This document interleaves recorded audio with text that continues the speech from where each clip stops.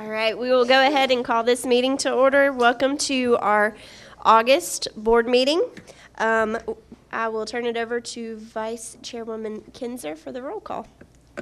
Mr. Dudley, Ms. Morency, Ms. Powers, Mr. Beaver, Mr. Bates, Mr. Atkinson, Mr. Moore, Mr. Pennings, Ms. Martin, and Ms. Parker. Here. Thank you, Ms. Kinzer. We will now have the Pledge of Allegiance, followed by a moment of silence. I didn't realize. Thank you, Mr. Ford. We've got Randolph Howell here to lead us. Girl Scouts lead us in the pledge tonight. Awesome. Thank you.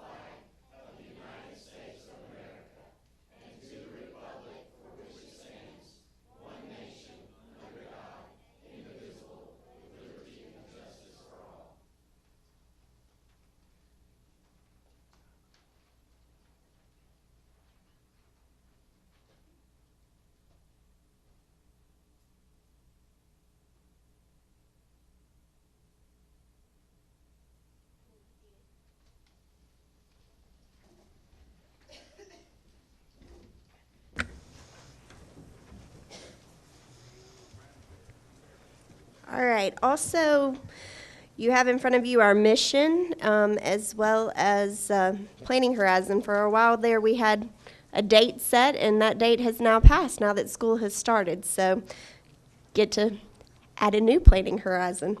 We'll now move on to our agenda, and I've had a request for 2 additions to our agenda that I would like to make a motion that we add those.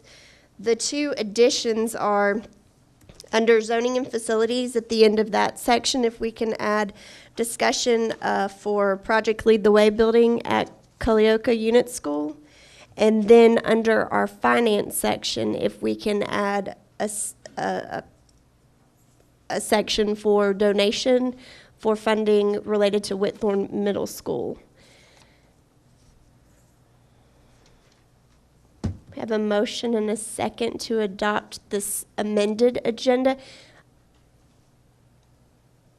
Oh, I'm sorry. I think it was Ms. Pat. I made the motion, Carrie seconded it.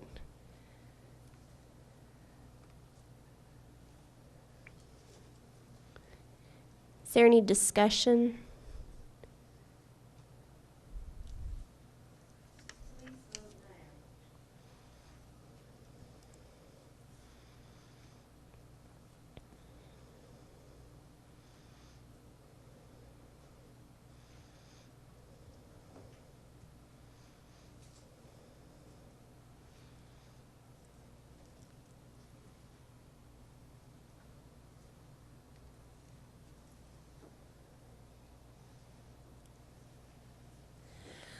All right, the agenda did pass. We will now move on to recognition and announcements, and I think Dr. Marzak has some good news for us. Yes, thank you very much. So every month what we're trying to do is we're trying to highlight something different across Murray County just to kind of tell everybody some things that probably people don't know. So today we're going to cover the transportation department. Wanted people noted the transportation department is actually made up of 174 employees. We have 154 full-time and 20 part-time employees.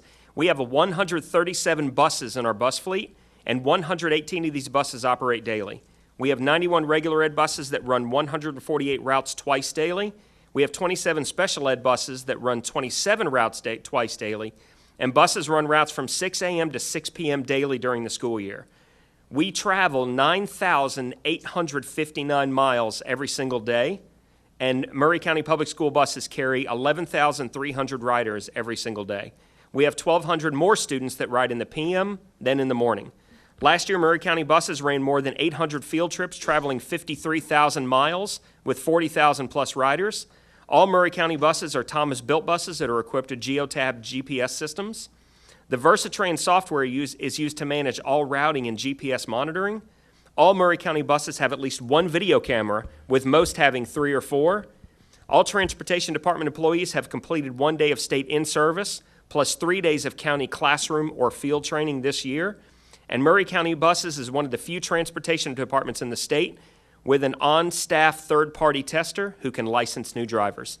So some interesting stuff around the Transportation Department with Murray County. Thank you, Dr. Marzak, for sharing that. We appreciate the work that it takes for everyone to help educate our children, and our Murray County transportation staff is certainly a big part of that, so we appreciate their efforts. Now I will turn it over to the Murray County Education Association.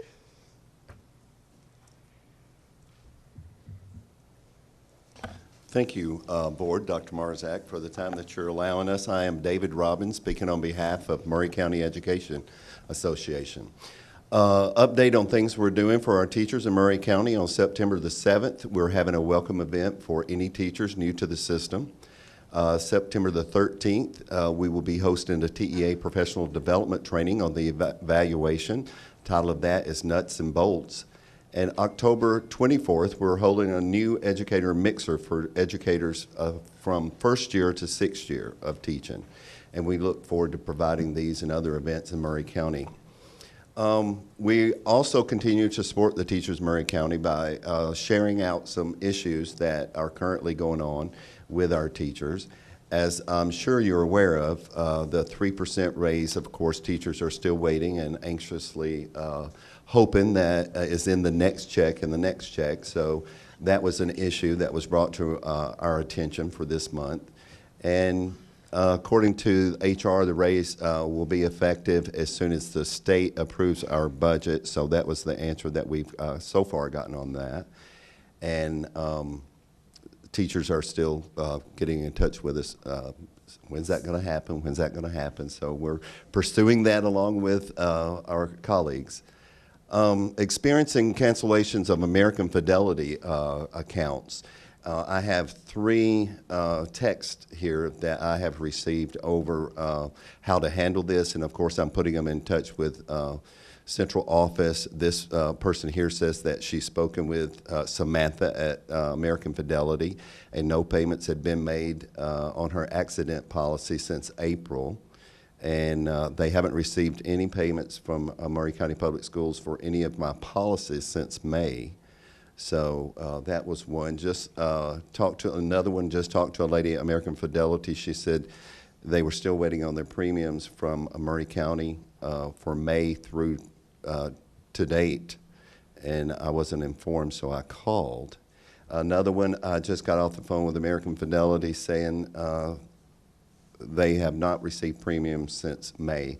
So that's one of the issues that we're still dealing with. I'm sure you're aware of that I wanted to bring to your attention. So they're asking where is the money going that is being held from their check. It's not getting to American Fidelity, so appreciate some answers and effort on that part too. Coaches are not seeing their supplements yet. Was an issue that we dealt with in our board meeting for the MCEA the other day, along with band directors. So is that probably coming with the pay increase, the 3%? Well, we'll wait for an answer on that. That's fine. And then CTE teachers being required to document was an issue that we had received from teachers as well. Coaches and band directors, of course, are asking where is my money and why are CTE teachers being held to a greater standard than others that receive supplements. So if you could reach out to those people, we'd be appreciating that from you as well. MCEA hopes that we can avoid any of those pay issues we had last year. So just wanting to keep you abreast of anything that we hear and keep a line of communication going with that. But it seems that most everything is going pretty good. And as recent as this afternoon, we had contact that was more reassuring than what we had had in a while on the issue with American Fidelity. So Mr. Parliament, of course, is aware of those. And when I get these contacts, that's who I'm putting them in contact with is Mr. Parliament. So I appreciate the the time that you've given me, and anytime we can be a benefit to you, please call on us. It seems that teachers certainly will. So, thank you for the time, and have a good evening. Good. Yes, thank you, Mr. Robbins. That's what I was going to ask you, if you could send me that information so we could get it to Mr. Parliament, but since you've already connected with him, or they have? Thank you very much. Appreciate it. Thank you, sir. Thank you, Mr. Robbins, for what MCEA is doing with our teachers. It sounds like y'all have a lot of activities coming up in September to welcome back the teachers and help them to make connections, and so we certainly appreciate that. I think we all kind of consider our work our family a lot of times, and so it sounds like you're trying to build those relationships within your organization and within our system, so we appreciate that. With regards to the pay, I will just say I sent Mr. Huebner an email this afternoon. Just want to let you know we are waiting for the state to approve the budget. We just, with everything that we've gone through in the past year, we just don't want to have any snafus if the state decides that they're not going to approve not going to approve our budget for some reason. But our plan is for the pay increases to be retroactive to the beginning of the year. And then with American Fidelity, I know I've gotten a lot of calls and texts and emails from teachers and other employees within the system who are having the same issues, and I've been doing exactly what you've been doing, and that's sending them to Mr. Parliament. So I would encourage everyone to do the same, and hopefully we can get a handle on the situation. With regards to the coaches and the band directors, I think there was an issue on the reporting, and hopefully that will be corrected on the next pay period, as I understand it. So we are trying to keep up with all this, and but we do appreciate you bringing that to our attention. And I wasn't sure, I had not heard about the CTE, so hopefully, thank you for sharing that with us. Now we have public delegations. Do we have anyone signed up?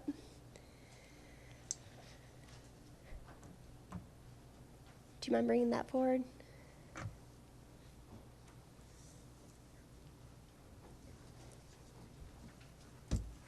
Thank you very much.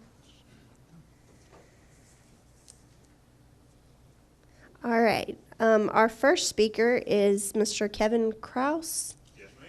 All right. If you will, please step to the lectern, turn the light on, and if you would state your name, your address, and then you will have 5 minutes to speak. All right, did I succeed to start with? All right, thank you. Good evening, ladies and gentlemen, and thank you for your time. I'm Kevin Kraus. I live at 4447 Dry Fork Road, Hampshire, Tennessee, 1 mile west of Hampshire. And I'm here this evening to advocate for the Hampshire Unit School program for applied science and natural resources. The best way that I honestly could think to do that is just to briefly tell you a little bit about myself. I'm a farm boy originally from the state of Iowa. I went off the United States Air Force Academy in 1985 and did a military career. Never once thought about farming again in my life. But as I found myself a retired colonel a couple years ago, I started thinking about what I wanted to do. Nutrition, fitness, health have been a part of my life and career for 35 years, probably. I started paying closer attention to nutrition over about the past 10. One of the things that concerned me was, as I researched our food supply and our food system and the health of America, is we're great at producing massive quantities of cheap food, some of the cheapest anywhere in the world. Sadly, you get what you pay for out of that. An old adage that we're probably all familiar with. Another old adage that came to mind is you are what you eat. So if you get enough super cheap food and you eat it, it can cause problems. My personal opinion, that has led to the United States spending $3 trillion on health care last year. Government statistic that's out there, $3 trillion on health care. That scares me as a patriotic American citizen, a nation $21 trillion in debt, and we spent $3 trillion on health care last year.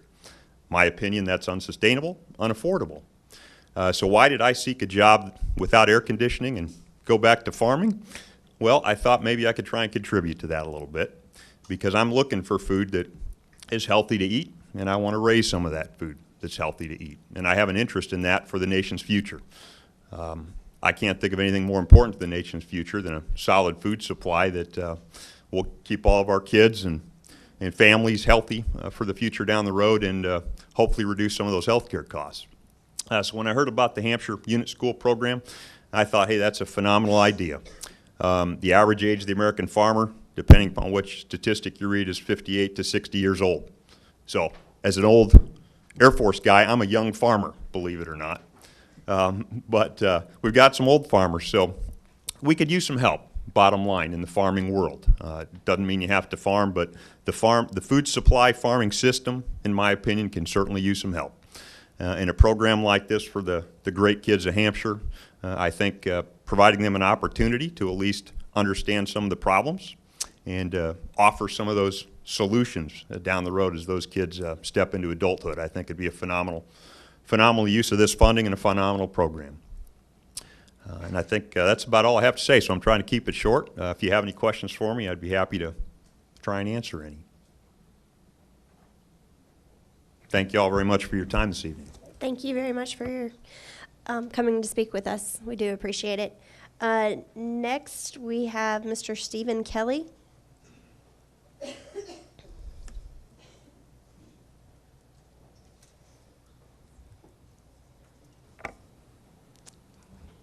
Is she ready? Oh, My name is Stephen Kelly. I'm sorry, I was making sure you were ready. My name is Stephen Kelly. I live at 2164 Hampshire Pike in Columbia, Tennessee. Just start out tonight just thanking you for allowing me the opportunity to speak and appreciate your willingness to serve on this board. The things that you do for our county doesn't go unnoticed, so I appreciate you guys. I began as a teacher last year at Hampshire Unit School, teaching Project Lead the Way, and love it, but it's not my first year really in education. My wife has taught at Hampshire for 19 years, so I feel like I've been a part of that family for a long time, and it is a family. It's a big family, the whole community as well as the school. We have a first grader there ourselves. I have two nieces there. I'm also a youth minister at a church in Hampshire. We have 30 plus, maybe 40 students who go to Hampshire as well, so I'm very vested into the school system there, and I see it from many different angles. I coach middle school basketball, the boys and the girls program this year. I coach high school baseball, so I wear a lot of hats, and I see it from a lot of different angles. And so I say all that just to say that I am invested in the school, and I want to talk just a little bit about the transformation that we are going through. Hampshire has always been a very special place for educating children, and I believe everyone that has been around this county would know that as you look at test scores, and I always see that our test scores are way above average. We've won awards for that. In fact, we've just received an award for being a level 5 school just from in the last week, I believe, so that speaks for itself. Our attendance has always been great. We've just won an award for that as well. But we're not done yet.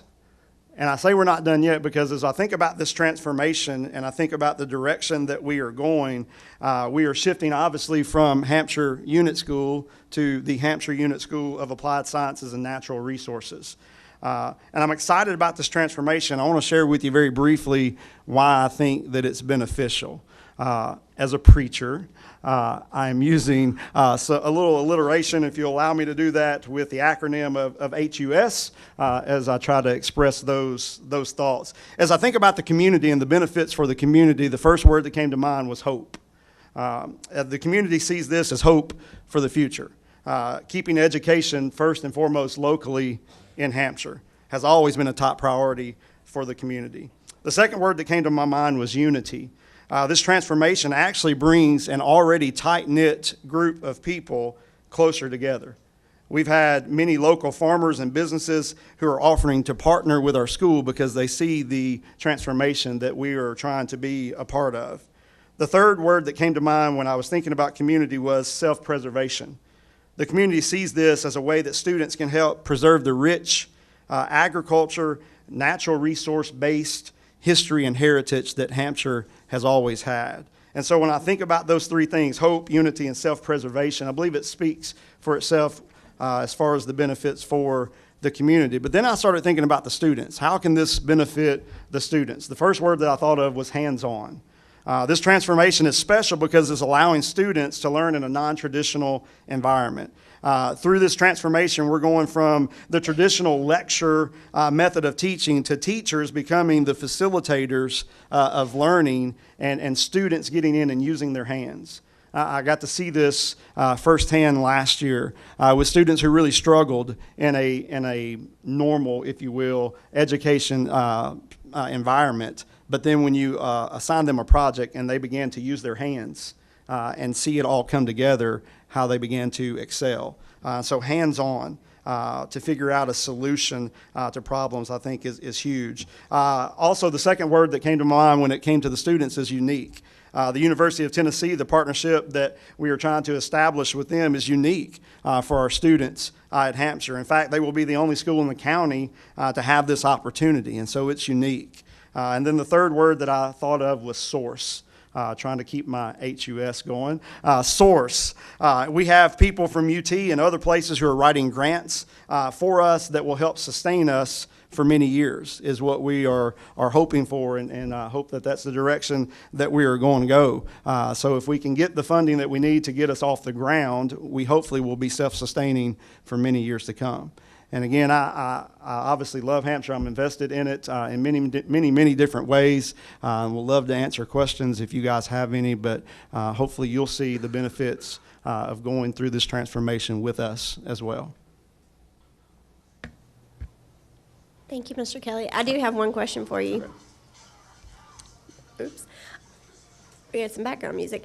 I think last year when I came, were you the project lead the way I teacher? am. Yes, ma'am. So how did the heart fundraiser go? It went well. Several of you came down and we were trying out our 3D printers, and several of you bought little hearts from me, and I appreciate that very much. It got us started. We did little hearts for Valentine's Day, and we made little pendants, and we sold it around the school as a fundraiser, and so it went well. We ended up making some little shamrocks also for St. Patrick's Day, and Awesome. so we're still delving into that and figuring it all out. But yeah, it went very well, and I appreciate that. Well, Thank you very good. much. But that was definitely a hands-on project that Right. we got to see, and Absolutely. it was very impressive, and Absolutely. I enjoyed being able to take that home to my kids. Absolutely. So, Thank you very thank much. you. Appreciate it.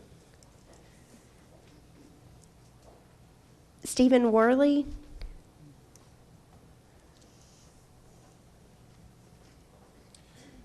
Thank you and good evening. I'm Stephen Worley. I'm also from Hampshire, where apparently we raise a lot of bald guys named Stephen. But I'm a fifth-generation farmer in the Hampshire area. My son, who's a graduate of Hampshire Unit School and also University of Tennessee, will be is already the sixth generation. He's been farming with us for years and hopes to continue to. I was asked to speak particularly about why the UT partnership is important, so I'm not going to try to rehash everything that Kevin and Stephen have said, except to say I agree with it. But UT in agriculture, basically, not only is UT the major land-grant university in Tennessee, it is basically the dominant force in agricultural research and education. Now, when I say that, I do not by any means mean to belittle what TSU does. They do some great work. They're also a land-grant university, but they're much smaller and they specialize in certain fields. They're very good in those fields, and we're also working with them in this project as well as UT. But when it comes to agricultural research and education over the broad range of agriculture in Tennessee, UT's it. And it doesn't also hurt, I know this project is not all about agriculture, in any other physical and environmental science, UT is also very strong, although I would say probably not quite as dominant as they are in agriculture.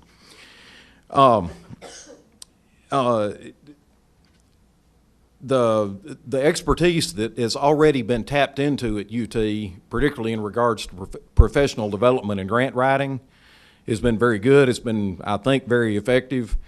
And not only that, those partnerships have already been made. Those UT staff members are already familiar with the situation in Hampshire. They know what's going on. They've been down here. They've seen it on the ground. And the faculty at Hampshire is already familiar with them and what they're doing and is comfortable with them. And it, I think, would be a shame to completely lose that connection simply from a lack of a relatively small budget amendment. So that's an asset that we don't want to lose.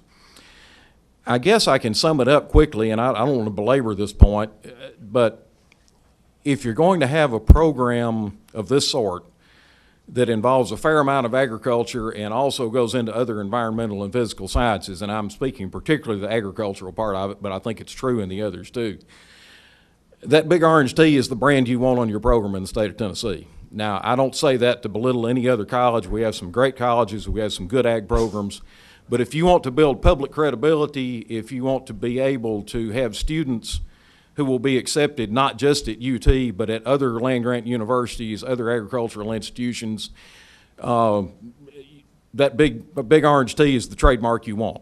And I think it would be a huge mistake to give up on that at this stage. And I would hope whenever you get down on your agenda to looking at that budget amendment, that you will think favorably on it, because I think it will be money well spent and something that really needs to be done to keep this transformation going.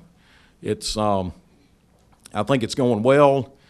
On the other hand, this is the sort of thing where it needs a little support from the board to keep going. The community supports it. I think the faculty supports it. All the ones I've talked to have, but we got to have a little bit more than that to keep the ball rolling. So please help us out. Thank you very much. Thank you, Mr. Worley. We also have Darlene Blake, is that right? Blake.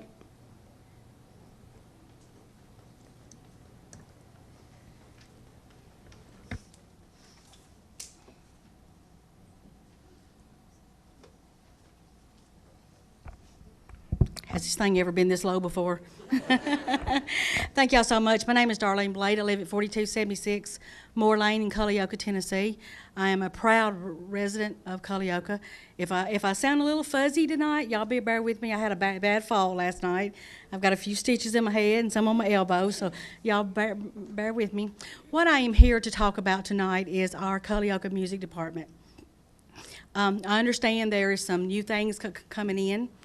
And when my son started Culleoka School in 1997, he entered Culleoka School as a severe autistic nonverbal child.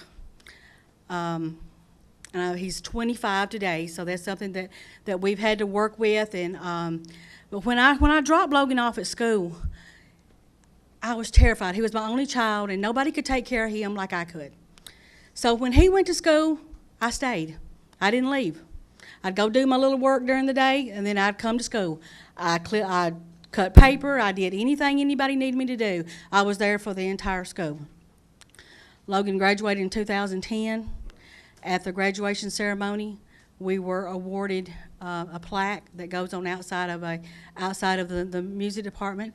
Logan does not speak, but he sings. He's been on the stage of the Grand Ole Opry with Josh Turner. He has sang with the National Symphony. He has a voice of an angel. It's been a blessing to be his mom. But we have put in a lot of hours at Culleoka School and still do. As you can see, we have a lot of community support. What my concern is the room.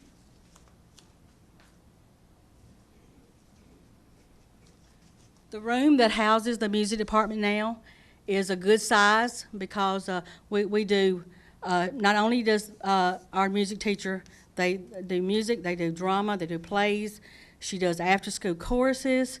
We do trips. We've been to Washington, D.C. We've been to Disney World. We've been all over. And just with her school kids, that music department serves 550 children. So she's got a nice size room.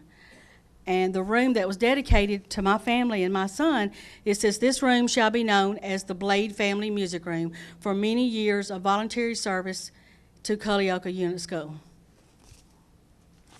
Logan Blade has gone on to have a career in music, thanks to that music department. Logan found his voice in that room. I like Vanna.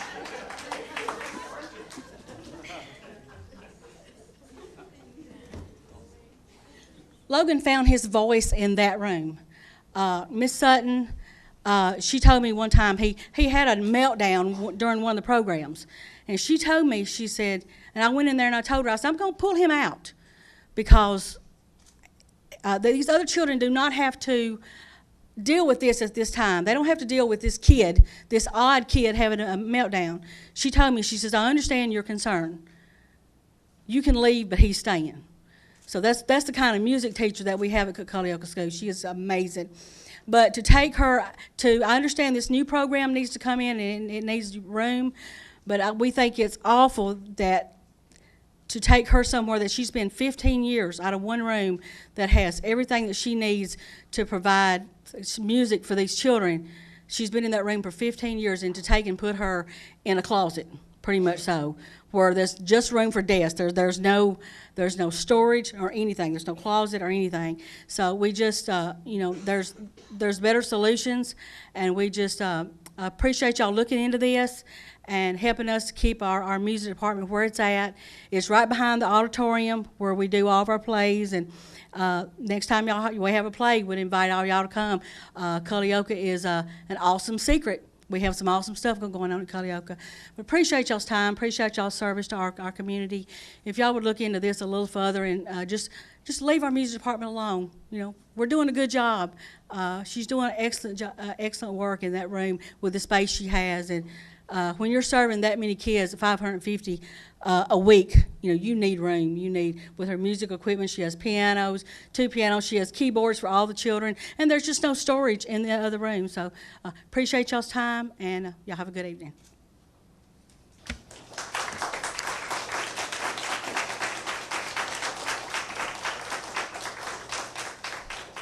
Thank you, Ms. Blade, and thank you to all of the supporters that came with you. You certainly, I know you guys are all into music, so I'm sure you guys could be even louder than you are, but your presence is certainly felt here in the room today, so we appreciate y'all coming out. We'll move on to staff reporting, and I don't believe we have any. So next we'll move on to consent items, and I do want to pull out Young Rembrandt so that we can vote on that separately. Motion by Mr. Bates, second by Mr. Moore.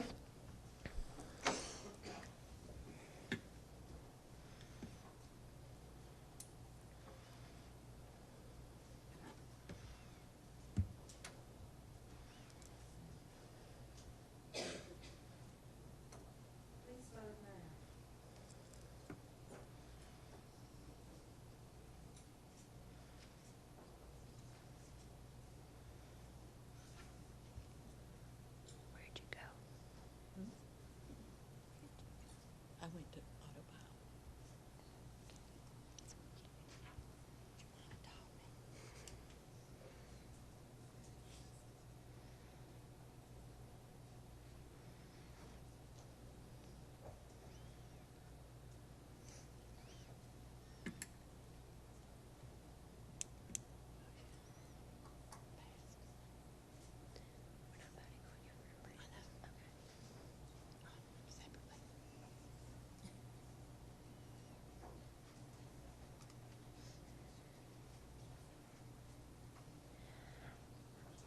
I think autopilot is working tonight, so.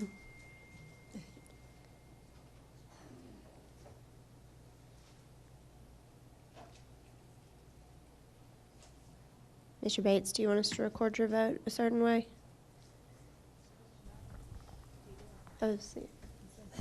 Well, I guess for whatever reason, when I bring it up, it's as though we're voting on the Young Rembrandts. I just want to clarify, we're voting on everything other than Young Voting on Rembrandts. pulling out Young Rembrandts.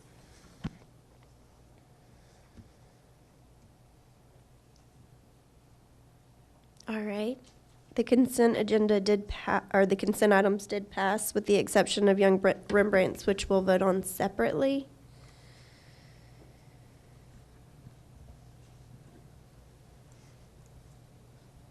Ms. Kinzer? I'm not going to speak to this infinitely like I did at the work session because I know y'all don't have heard how I feel. I first want to thank Randolph Howell for the artwork that's here. It shows me there's a strong art department there. There's a strong commitment to creativity, and I really appreciate it. I hope you all will observe it and look at it, and I thank you for that. I just want to remind the board of one thing. When we had the discussion about this, the $105 that Young Rembrandt pays the school is not a penny of that goes to the school. It is simply to pay that person who's been assigned to sit with Young Rembrandts in their after-school enrichment program or whatever. I would hope you would consider it. I understand you may have different feelings about this, but I really think that we're looking at a really strong fine arts push in our community. I'm looking at one right back there that has a real commitment to the arts. I understand Culleoka doesn't have a room for their new art teacher when that comes in. That concerns me as well. So my commitment is to those teachers who have art clubs, who want to expand their programs. Mr. Bates? Thank you, Madam Chair. I guess I would ask the superintendent to give his input as to what his recommendation is, because this application was approved by his office, and so I'd like to get his input. So personally, I'd see the Young Rembrandts as an opportunity that we're offering to parents for students to be able to come in and take some supplementary art classes once a week. Going back to something Ms. Kinzer was asking about, do teachers have the ability to offer this as well? If there are teachers that want to, they can ask their principals to do it, and they have to go through the same process every other for-profit would. They have to go through the facility use requests and stuff like that. But this is just an opportunity, and if parents don't want to take advantage of it, they don't have to. But that's coming from my office. Dr. Marzak, can I ask? Yes, I know ma'am. it says on here that it's $105 per school that they're paying for use of facilities. Yes. Is that per session? Because I know they did one like in the fall, the winter, and the spring. It is per session. Okay. But it's not, it's to pay for the $15 per session to the school employee. It's not for the schools. That's what you told me.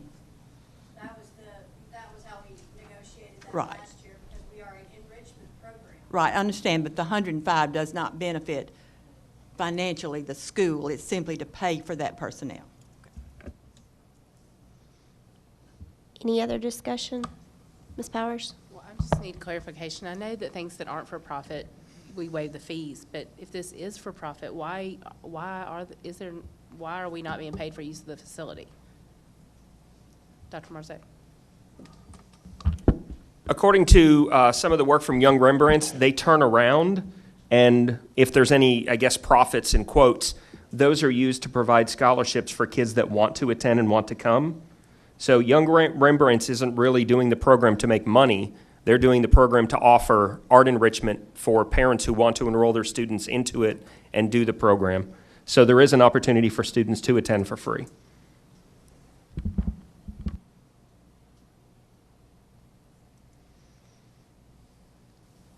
Mr. Bates? Just some additional clarification. Thank you, Madam Chair. So let me see if I'm understanding. So under this application, they're supposed to pay $105 per school for use of the facilities. And is that for each event or for the total for the year? It's $15 per class. We run in normal 7 sessions. That's where the 105 came from. So depending on how many times we did that a year, last year was 3, so on an average it would be 4 to 5, so that'd be almost $600. So it's $15 every time, every Tuesday when we have a class. It's $15 every time we hold a class in one of your schools. That's how much you all are paying the Yes. Yes. the Board of And Education. that goes back to the school.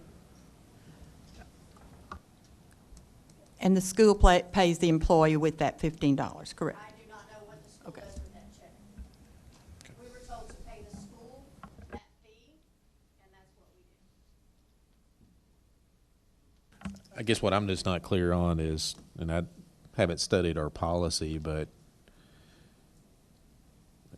I was thinking our policy was that that's what had to be paid per use of the facility. And I'm not sure whether that can be waived, or maybe there's some exceptions in our policy that allows it to be waived. Our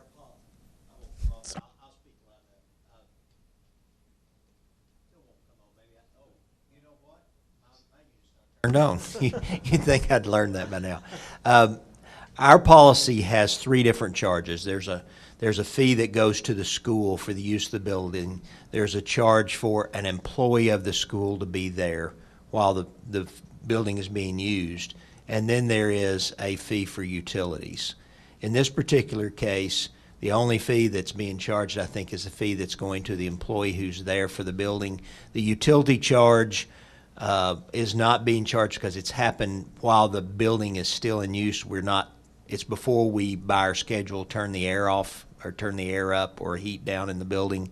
And the schools have the right whether or not they want to waive their fee for the use of the building that goes to the school for their use. And in this case, all the schools agreed to do that. So they're charging the money. It's $15 per hour. My understanding it's an hour session. It's $15 per hour to have an employee there with them.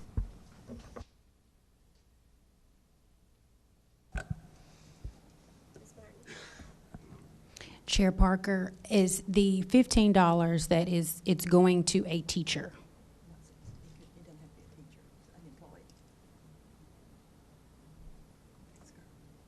We were told that we were paying a teacher's fee. Okay. Send the check to the school, so it is the principal's responsibility to turn around and pay that teacher. So it's going to a teacher or a staff member that's, this is, okay.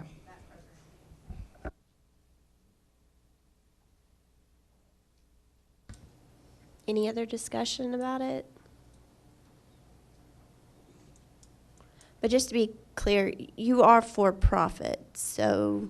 We are for profit, although we do partner with a nonprofit that allows us to give children scholarships.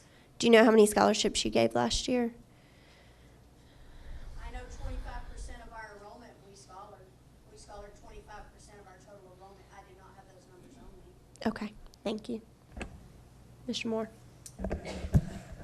I'm honestly confused while we're debating this. This is an enrichment program after school. We've already got the facilities open. Kids that may not get art are getting extra art. I don't know what the big deal is. This sounds like a great plan. Mr. Atkinson? Thank you. I actually agree with this too. I mean, it's an after-school program for the kids. The parents, it's an opportunity for the parents to pay it if they want to. It's open to them. Let them make the choice. We offer a choice for them. That's what we're doing, offering a choice for them. And some parents may need to put their kids in an after-school program for 1 hour till they get home from work. I mean, this is an opportunity for the community. Any other discussion? I think we're ready to vote. Oh, sorry, I thought it said we were going to vote separately. Do we have a motion to approve? Mr. Moore, second from Mr. Atkinson.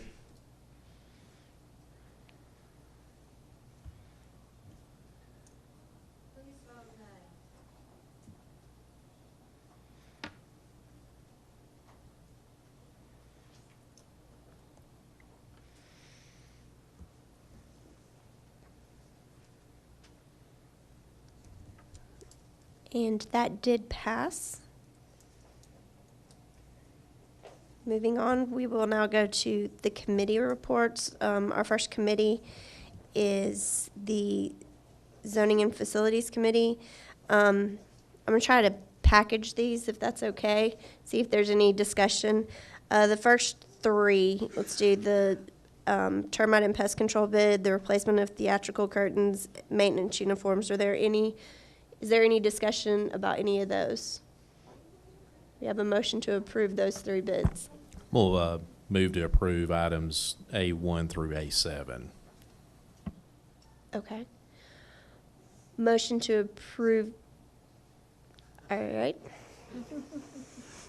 Second. I actually would just like for us to vote on, I would actually like for us to remove A4 and A5 for separate discussion. But we can vote on.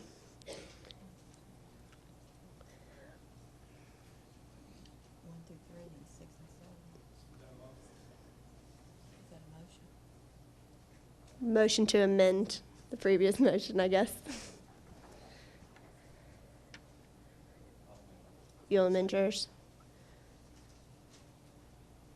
Will you amend the motion?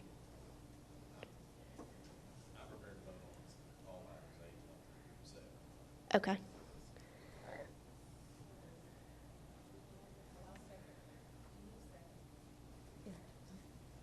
All right. So I think now we're voting on the motion to amend to pull out 4 and 5.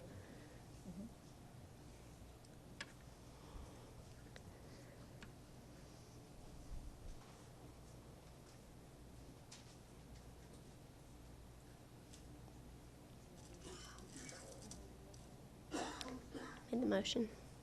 Ms. Powers seconded.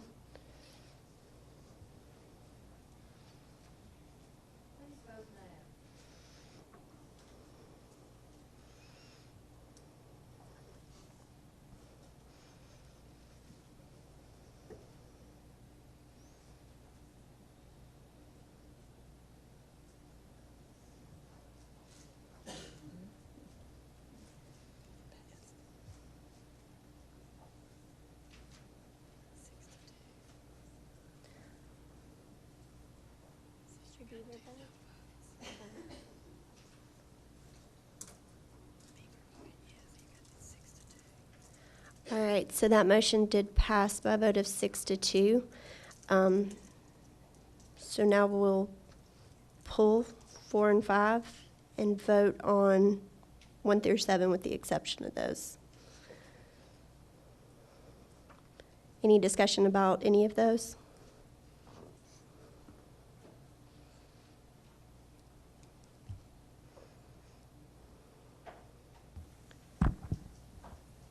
Mr. Bates?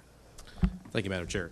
So item A7, Mr. Breeden, this is a list of additional repair items that would be taken out of fund balance. Is that correct? Yes, sir, but actually, if you remember at the work session, I told you that I would like to go back and see if there's any of those that we could fund out of the existing funds that were set aside for the original list. And so what, we've written a memo here that we updated since the work session, and I'm glad you brought it up for me to have an opportunity to speak to it. What we are recommending is that item, the second item in that list, the boiler replacement at Spring Hill High School.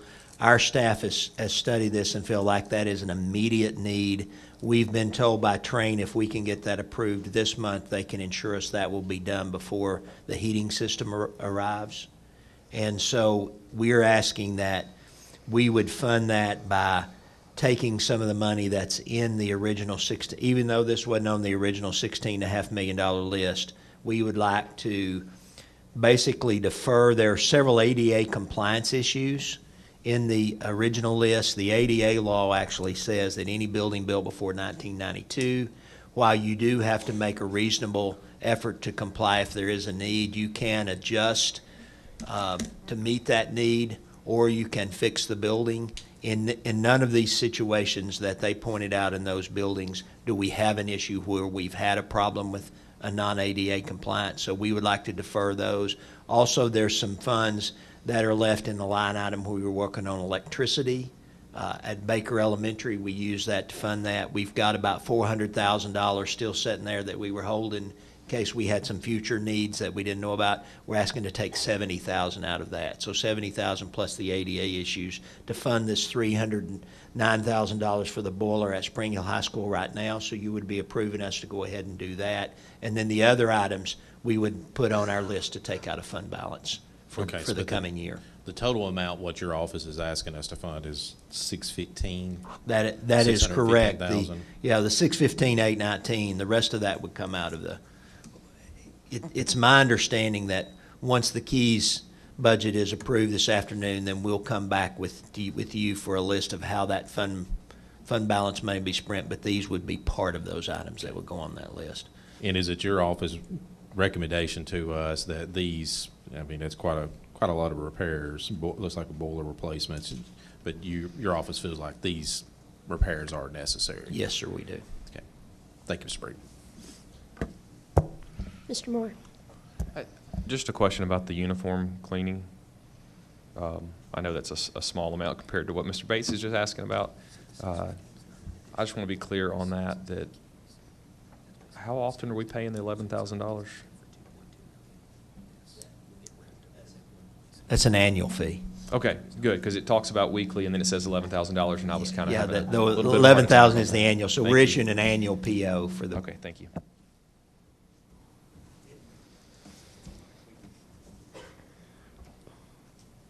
Mr. Breeden, if I could ask you, I know you've got listed on here Mount Pleasant Elementary School chiller repairs, Mount Pleasant High School boiler replacement. How does that connect to the engineering services that are being asked for in bid number 18-009? The engineering services would be to look at what kind of work we'd need to do to repair all of the units in the school. These we know already without having to do engineering that they're ready to be replaced. The engineering is not suggesting putting in a different kind of system. In both schools, we would be staying with the two-pipe hydronic system that's there.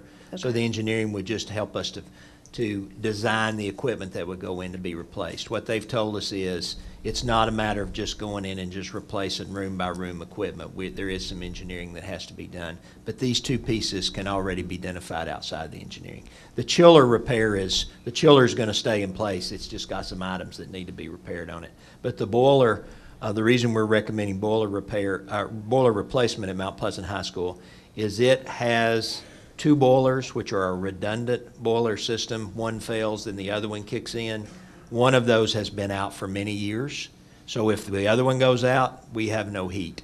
And we're probably looking at a pretty good lead time to get that. Now, the one there now is working okay, but we know we need to get another one in there so we'll have that redundant system that we have. Thank you. Mr. Bates? Sorry. Seeing no other lights, are we ready to vote on bid numbers 1, 2, 3, 6, and 7?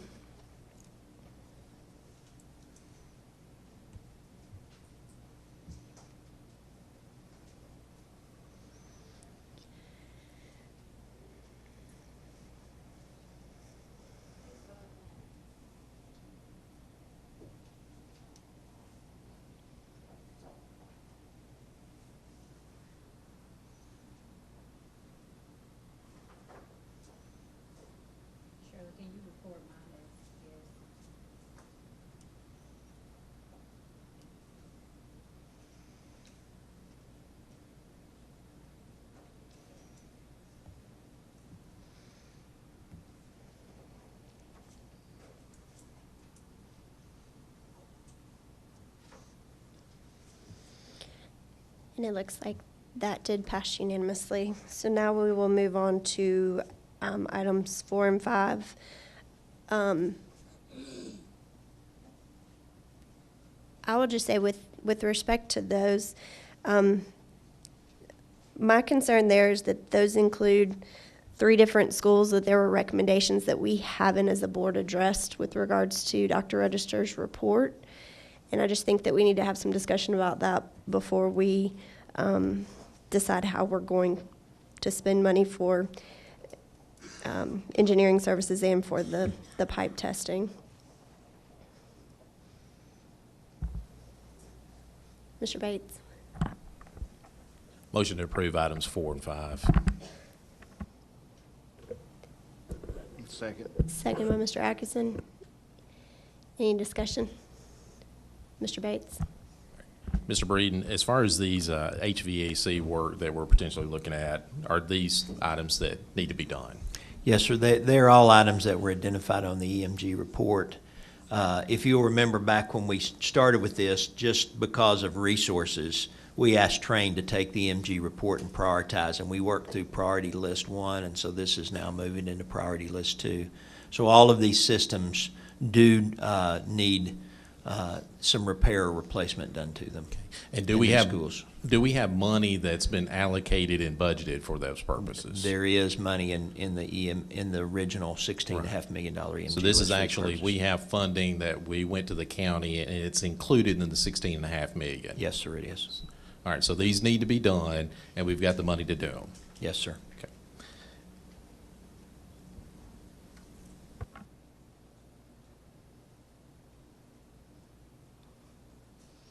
Mr. Breeden, is there any issue if we were to delay and put this on the agenda for next month?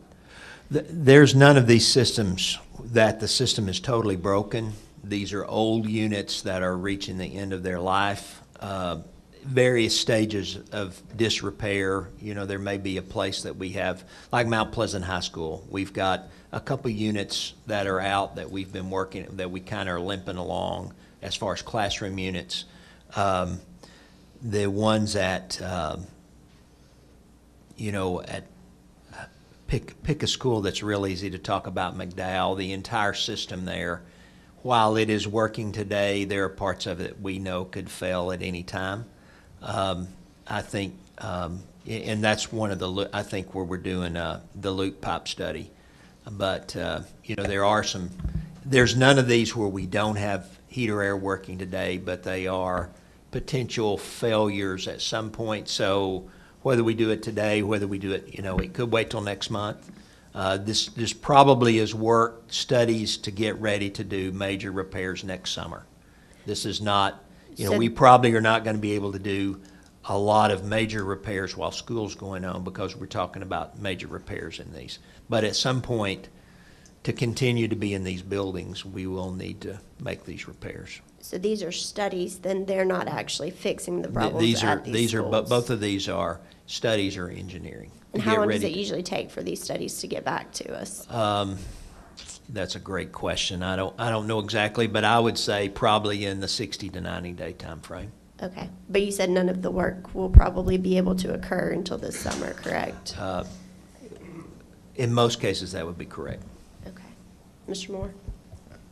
Ms. Parker, you had mentioned that. I guess your intention would be to maybe talk about these, add these back to the work session for next month, and to, I guess, tie them back into the 5-year plan we never really did anything with? That would be my preference. Okay. But we do have a motion and a second. Mr. Bates? I guess, frankly, I'm having a little bit difficult time understanding things right now. The only question that's before this board right now is, are these repairs, are they needed, and do we have the funds available to do it? That's the only question that's before us right now. And that's the same standard that we apply to every school in our school system. It's the same standard we just applied to the Spring Hill High School or the middle school, where we're getting ready to spend about $300,000 on a boiler replacement. We don't use different standards because we're dealing with a small or rural school. It's one size fits all. And we made a commitment to the taxpayers. We made a commitment to the commissioners. When we went and asked for funding 2 years ago, and they funded this, are we talking about going back on our word again? I mean, I think we all remember how that went last time that we went back on our word. This is money that was allocated by the taxpayers, allocated by the county 2 years ago. Now, I know some of us would like to shut down all the small schools, but that's not before us here tonight. It's a very straightforward issue here tonight. Do these repairs need to happen, and do we have the funds available? And that's the only question that's before us. And I'm not going to sit back and not speak up when there's discussion about delaying this even further. These schools, for example, Hampshire, we've known about this problem for 2 years. It's probably been a problem for longer than 2 years. This HVAC has actually broken down. There's been times when the kids have not had air conditioner. I've actually experienced it myself. And I cannot understand for the life of me how we can start talking about different standards when every other school that comes for us, if a repair needs to be done, if we have the funding available, we make the right call. We do the right things for the students. And so with that, I'd call for the vote. All right. Mr. Bates has called for the vote. So, Mr. Atkinson, we're going to go ahead and vote. Go ahead and speak. No. Okay. Go ahead, Mr. Atkinson. You didn't see my light on, did you? I'm sorry. I just want to reiterate what Dave Bates has said too. We, as a school board, we let Dr. Marshak, person we hired as a school board, entrusted his body of employees to come up with a priority list of things that need to be fixed. Now, we're not there every day. So they come up with this list, and this is the next priority item on the list. We've already had the funding done for it, so let's go ahead and approve it. We got to trust in their educated guess on what needs to be fixed, and this is the next thing on the list needs to be fixed. So let's trust in our staff. All right, I believe we're seeing no more lights. We're ready to vote.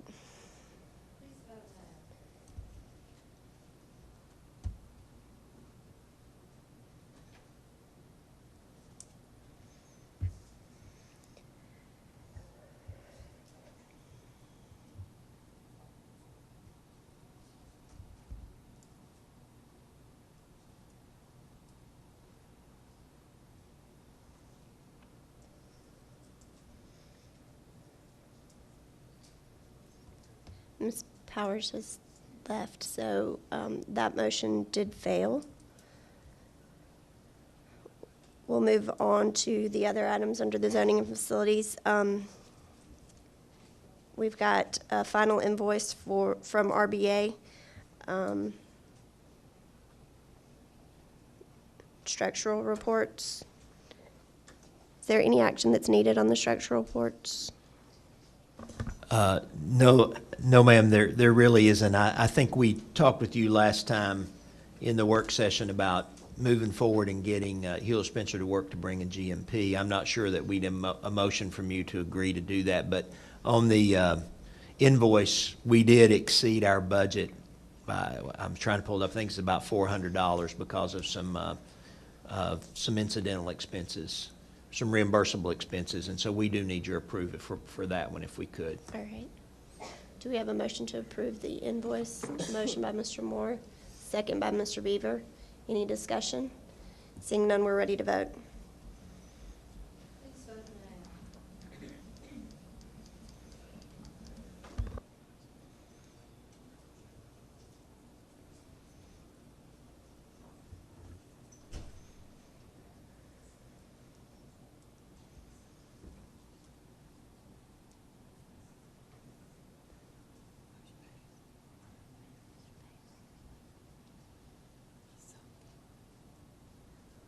All right, that motion did pass. I believe we'll move on now to the redistricting task force and the ad hoc committee for naming of schools.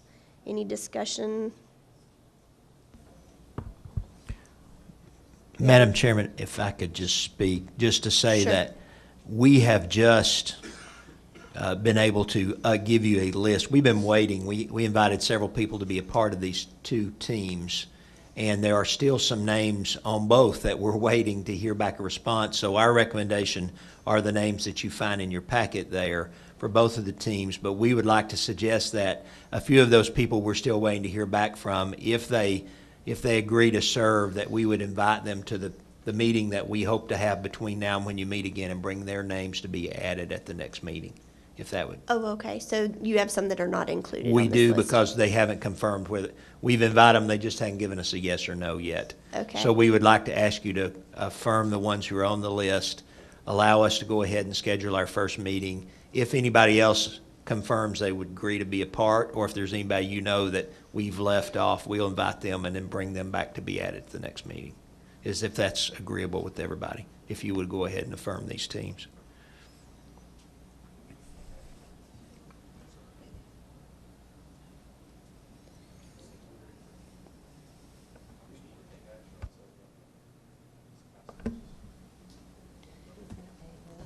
Sorry, my question would be, at this point, and this is, I guess, functional, since this is kind of a new thing based on our policy, I think on the naming is one of them. Do we need to take any action on either of these? Okay.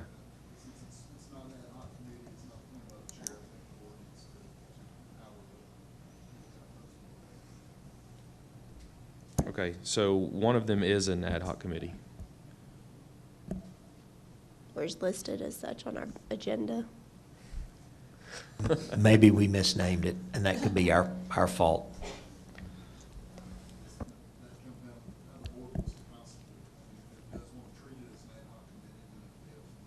If I'm not mistaken, on the naming policy, we did call it that. That's what we, under the policy that we put into place, that it was supposed to be an ad hoc committee, so, which would be at the, would the chair be able to do that one?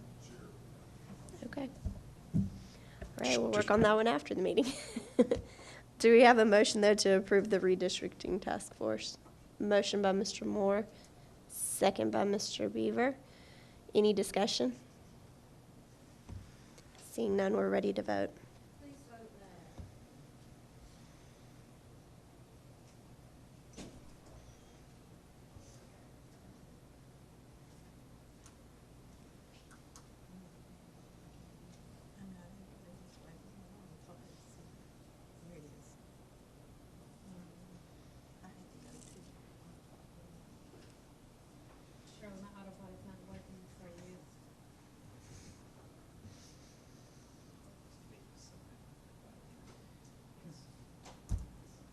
All right, it looks like that passed unanimously. Moving on to the City of Spring Hill, I'll turn this over to you, Mr. Breeden. Thank you. Just to tell you that we have not been able to finalize the wording for the MOU with the City of Spring Hill.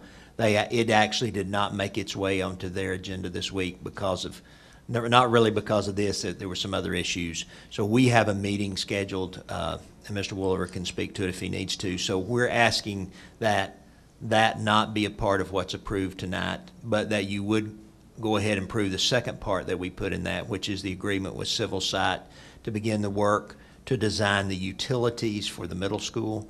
That will actually run along the road that's to be built, but we need to go ahead and get that done so we can move forward with our site planning for the middle school. So all that we're asking you to approve tonight is the agreement there with Civil Site Design for $15,000 for the work that's in the packet for them. And that comes from the money that we had from the bond for design of new schools. Do we have a motion with regards to the civil site? So moved by Ms. Kinzer. Do we have a second? Second by Mr. Beaver. Any discussion? Seeing none, we're ready to vote.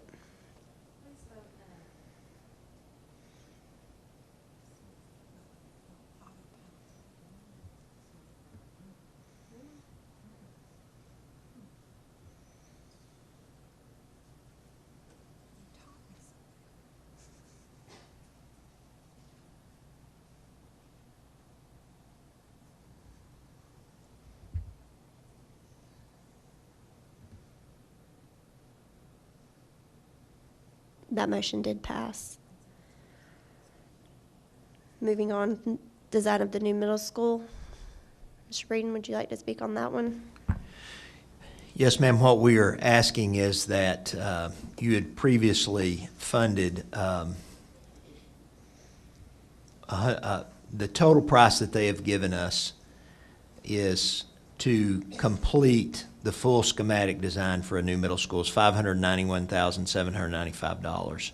You've already funded $100,000 of that for them to begin work. We're asking that you would approve the remaining $491,795 for the schematic design. And those funds, we do have $100,000 left in the bond that we have currently for design of schools. And then the remaining amount would come from the new bond that's going to be issued for the construction of the schools. Are there any questions for Mr. Breeden?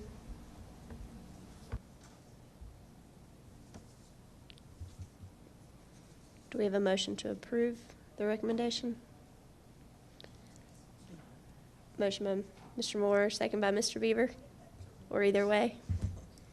Any further discussion? Seeing none, we're ready to vote.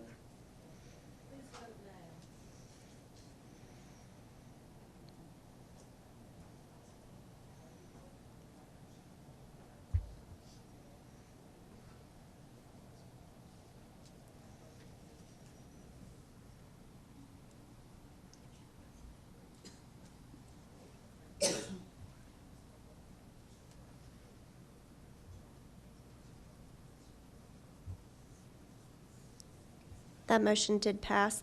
Our next item is the discussion of the Project Lead the Way classrooms at Culleoka.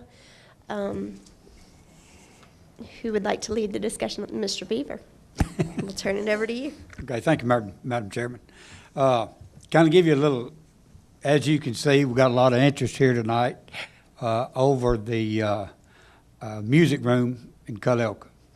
And so this morning, Ms. Love, Dr. Marzak, and Dr. Woodard and myself, we spent a lot of time there in Culleoka School looking of how we can solve this problem. And so one of the things that that we discussed, the main thing we just discussed, I guess, is trying to looking at building additional building on the old basketball court for the Project Lead the Way.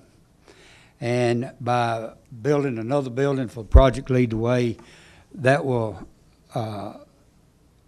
leave the music room as is, and it will open up a room for the art teacher, for Ms. Love, that don't have the room now for the art teacher. So it would basically give us the music and arts without any moving anyone around. And so what I'd like to do is have Mr. Breeden talk more about what he and I discussed this afternoon, and then I'd like to make a motion if I could.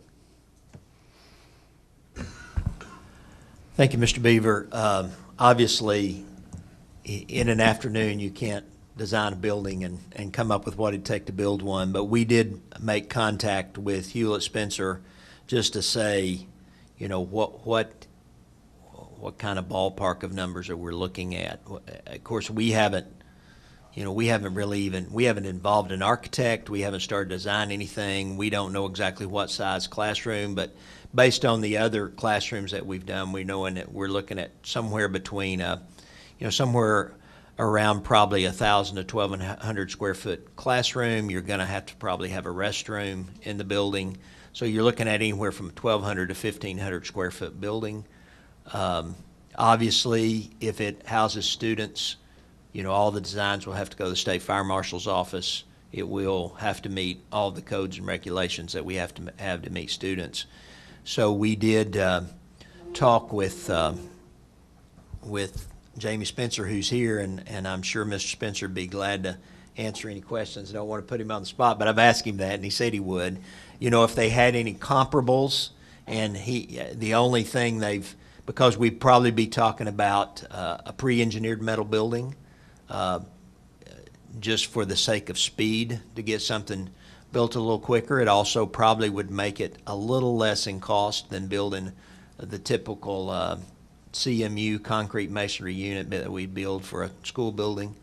But based on preliminary conversations, if you're building 1,500 square foot building, you're probably looking in the neighborhood of a couple $100,000 would be just a rough estimate. Now, Mr. Spencer probably won't give you that because they're reluctant to talk about numbers until they have a design that they can take out to bid, but that'd just be a preliminary estimate on our part. Very, very preliminary.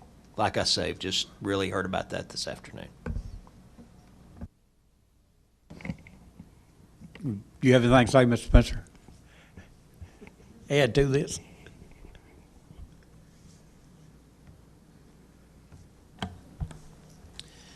You know, the biggest question on this is utilities, where the current utilities are.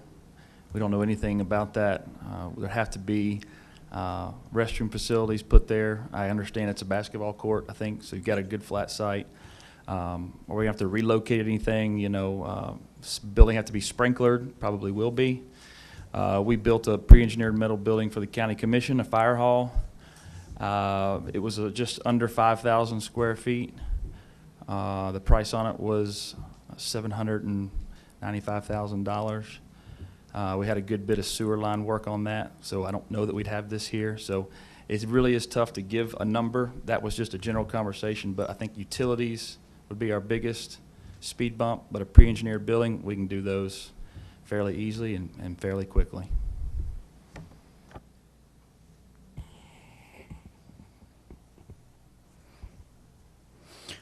Okay, Madam Chairman, what I'd like to do at this time is make a motion for Hewlett Spencer to look at what it's going to take to build this building where it is safe and be functional for the Project Lead the Way there at Caloca. We have a motion.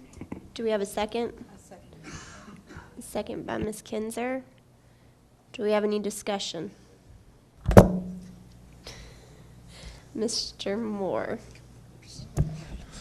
Okay. I just want to say I am very uncomfortable even having this motion in front of us. This is a problem that I think our superintendent and his staff need to solve and bring us a solution to. And I do not like being here and talking about building potentially a $500,000 building on just an overnight decision.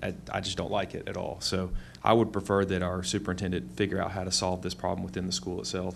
And if it requires something to come back to us, it needs to come back to us at that time. Mr. Bates? I guess, and that's, for me, I don't really have a whole lot of information about the background, I guess. So this problem arose because the Project Lead the Way program needed use for a room. Is that correct? Correct, Mr. Breeden? That's my understanding, actually. I've not been involved in that process until today, so maybe Mr. Beaver or Dr. Witter could speak to that more than me. I'm not sure that I can answer that. But is it basically, so Project Lead the Way would be using that space, and then there's another space that the principal has decided that the music would be in? Yep. Oh, there we go. So, well, never mind. Come on down, Miss Love.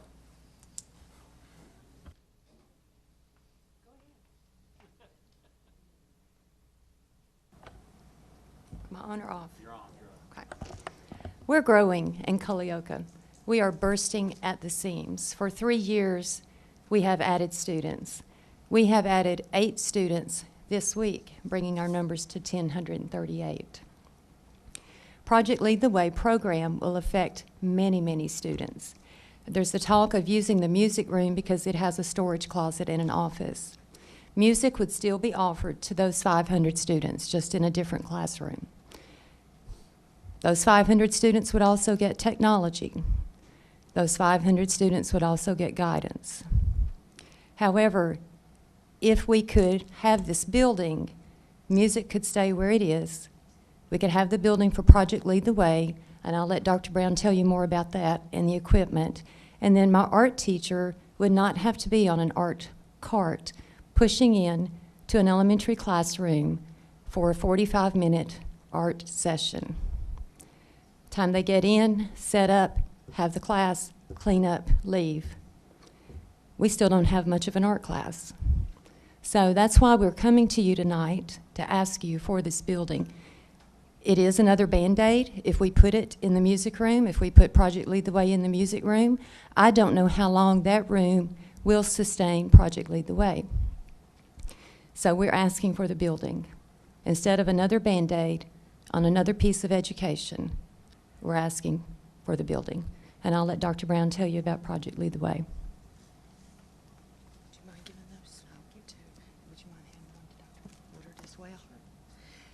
Good afternoon. I'm Lori Brown. Glad to be here to speak with you tonight. I will let you know if it's the same type building that, and you will have to let me know, the same type building that we're looked at, the G building and the metal building at Central High School. Be talking about something About similar the to that. same. We have Probably not as large as either one of those, obviously, but something Okay, that's well, same type of just- construction. Right, just to let you know on that, we do have Project Lead the Way in one of those metal buildings at Central High School, and it takes up 3 regular classrooms. What Ms. Love handed you will be all of the equipment that the Project Lead the Way program will have once completed. There is one list that has a CNC machine there. Just showing you by the blocks on the floor. The CNC, I don't have a picture of that in there. My secretary was able to come up with the pictures for us to let you know. The CNC machine itself is a 3-foot by 4-foot by 4-foot tall piece of equipment. That will not be realized until next year. That's part of the equipment that they receive next year. One of the things that they will be receiving shortly from a grant that I wrote will be 7 robotic arms, which is larger than my arm by about 4. And that thing sits on about a 3-foot by 4-foot table because it needs clearance all the way around. If you do not have that, you run the risk of breaking that piece of very expensive equipment. So yes, her room is growing. Most all of the Project Lead the Way rooms are larger, but there is not enough room in that room for safety reasons. And that's what started this entire thing. When all of the equipment started rolling in and Miss Love walked in, she's like, where are the students? I mean, where are they going to be in this room? Because basically, if we put all of the equipment in that room, there will not be enough room for the students, safely. Right now, I have a drill press set up in that room, and I have saws laying around waiting to be put together. Bandsaw. Table. Mhm. So we're already looking at a safety hazard issue in that classroom.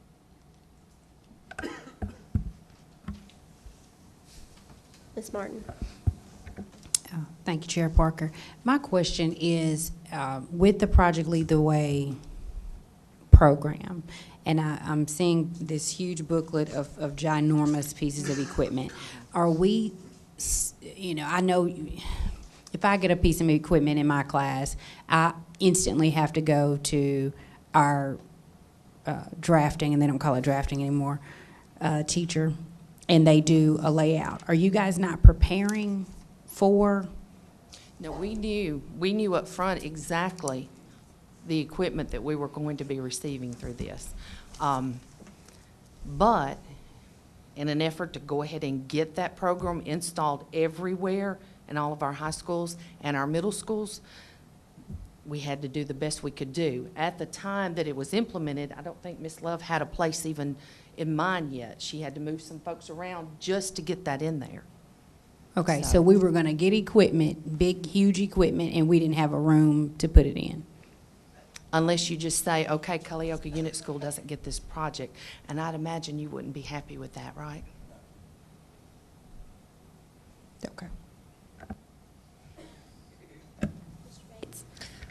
And so if I understand correct, with this particular program, you all needed a room of that size, and really the music room is pretty well the only option at the school. That was originally a CTE wing, correct?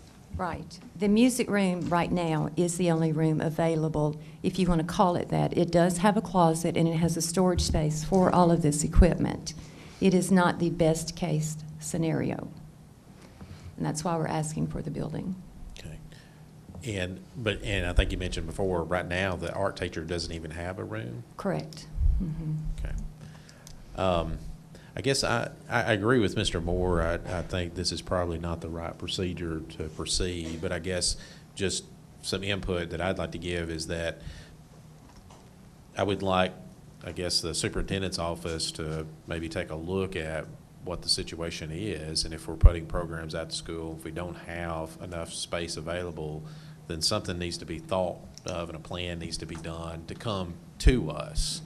I understand where Mr. Beaver is coming from. You want to get the ball rolling to try to come up with a solution. I'm guess a little bit just some constructive feedback that I would have liked to that have been done before it got to this point. That we would have kind of anticipated that we had that need and we needed to do something, and maybe that could have been in our discussions way back, even back in the spring when we're trying to figure out our budget, that sort of thing. And I know a lot of these things, sometimes it's hard to anticipate every issue. I realize that. But it sounds like maybe there needs to be something done, and that, of course, I don't have enough information and all the facts and everything to be able to make a intelligent decision on what is the best plan moving forward, but it does sound like something definitely needs to happen. I think One thing I would like to make mention of, just to let you know where we are going with the Project Lead the Way. These students are being prepared to go into very technical, very extremely high-level skilled positions. We already have Teledyne has called and said, we want every one of the students who come out of that program at Culleoka, because they're so close, they're right there. We have just enrolled almost 100 students this week in dual enrollment possibilities just in Project Lead the Way, in drafting through TCAT Hohenwald. Mr. Moore. And I don't think anybody here is questioning what we're doing with Right, the I program just or any of wanted to that. let you know that. I'm going to go, Mr. Bates is being much kinder than I am on this. It's very frustrating to me that this was I'm going to go on memory here, a $1.7 million program I think we put into place overall across the system, including mechatronics over the 3 years. Right. I did pretty good on that one. But it frustrates me to hear that we knew we didn't have the space for this stuff on the front end, and we just wanted to get it in. And again, this is nothing against Culleoka. This is a system from us. It's hard for me to know that I'm voting on something, knowing that there's going to be extra costs that the staff knew was going to come into play before this was over at the end of the 3-year period when we got all this equipment in, that we weren't told about, because that's going to impact our decisions that we're making on that. And you don't have to answer that. So, but across the system. And again, I can assume that if there's a cost here that could be anywhere from, and I did some quick math, between $200,000 and $500,000, and it could be more. I hope not. But this is just one school we're talking about here, and I could easily see how this could be. You guys, Culleoka gets this, and these other programs that have crammed it into a closet are going to come out saying, "Hey, we need this extra room too." And all of a sudden, a $250,000 or $500,000 building here turns into 3 buildings like that. Again, not that may not be what we need to do, but it would have been really nice to know that on the front end as we're deciding to fund a program and put it into place, whether we're actually funding it properly. It's just a point of frustration for me that I feel like we didn't get the information we really needed when we did this on the front end. I concur, and I will say that on the proposal, all of the equipment was listed up front. Without pictures, maybe it's not as, I don't know. This is pretty in your, this is a picture's worth 1,000 words, but in the original proposal, all of the equipment was listed. So. Go ahead, and I'll go. I mean, I don't know if you mean that for us. I mean, because you mean for us or for the staff to have looked at and decided? Just saying, in the original proposal, I did list all of those things with the total amount. And again, and you did. And I remember looking at all the equipment. My assumption was, again, that it would require quite a bit of space.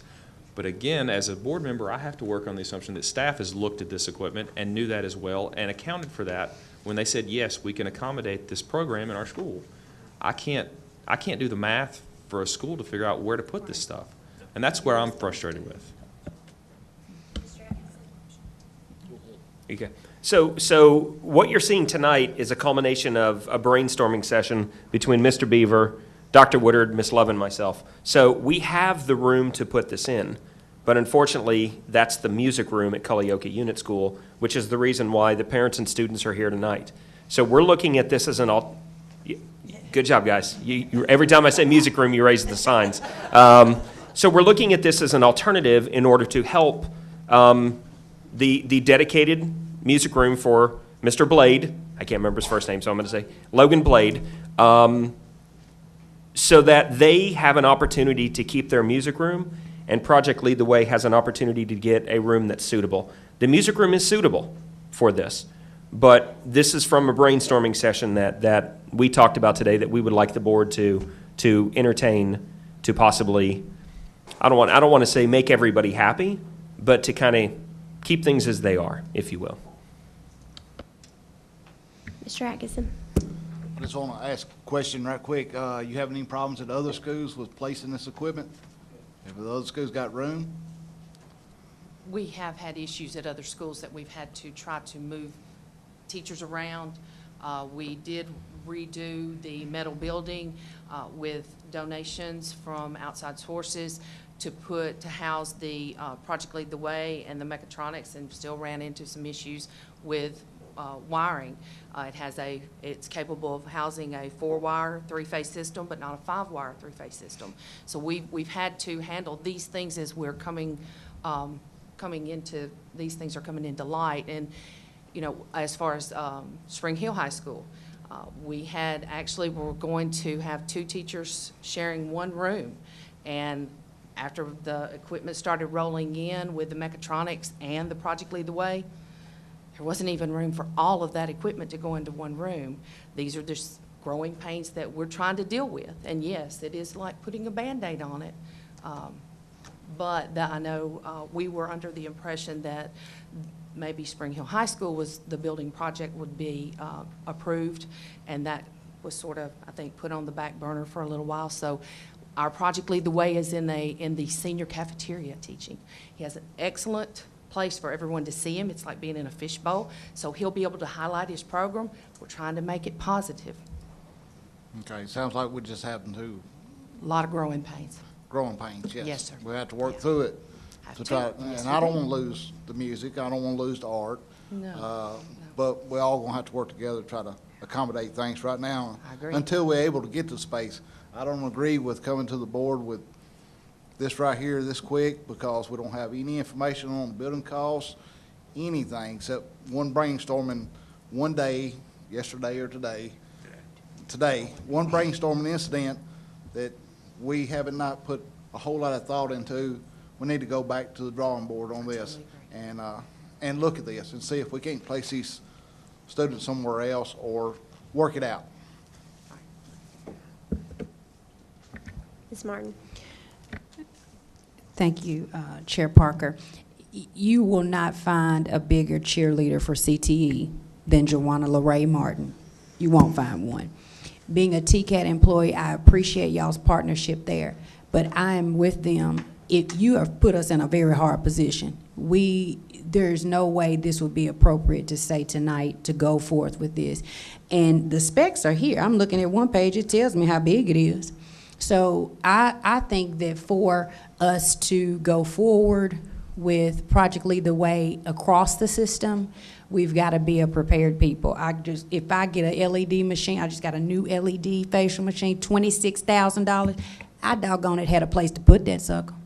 And I knew that there was going to be wiring enough to accommodate it. So when you get in big equipment like this, we got to make sure it can, if not, the light's going to go off. We've got to make sure that we are able to sustain the equipment as far as space, safety, wiring, all of that. So I think from this point on, not just specifically for Culleoka, but system-wide, if we could have a layout, sounds primitive and simple, but if we could have a layout and have those things done for each school, I think it would put us in a better position to be able to handle those things, because I definitely want CTE for everybody. I think it's an opportunity that children really need as an avenue and to definitely supplement traditional academics. So I'm for CTE, I'm for Project Lead the Way, but I want us to do it appropriately, and I don't want it to be something that we just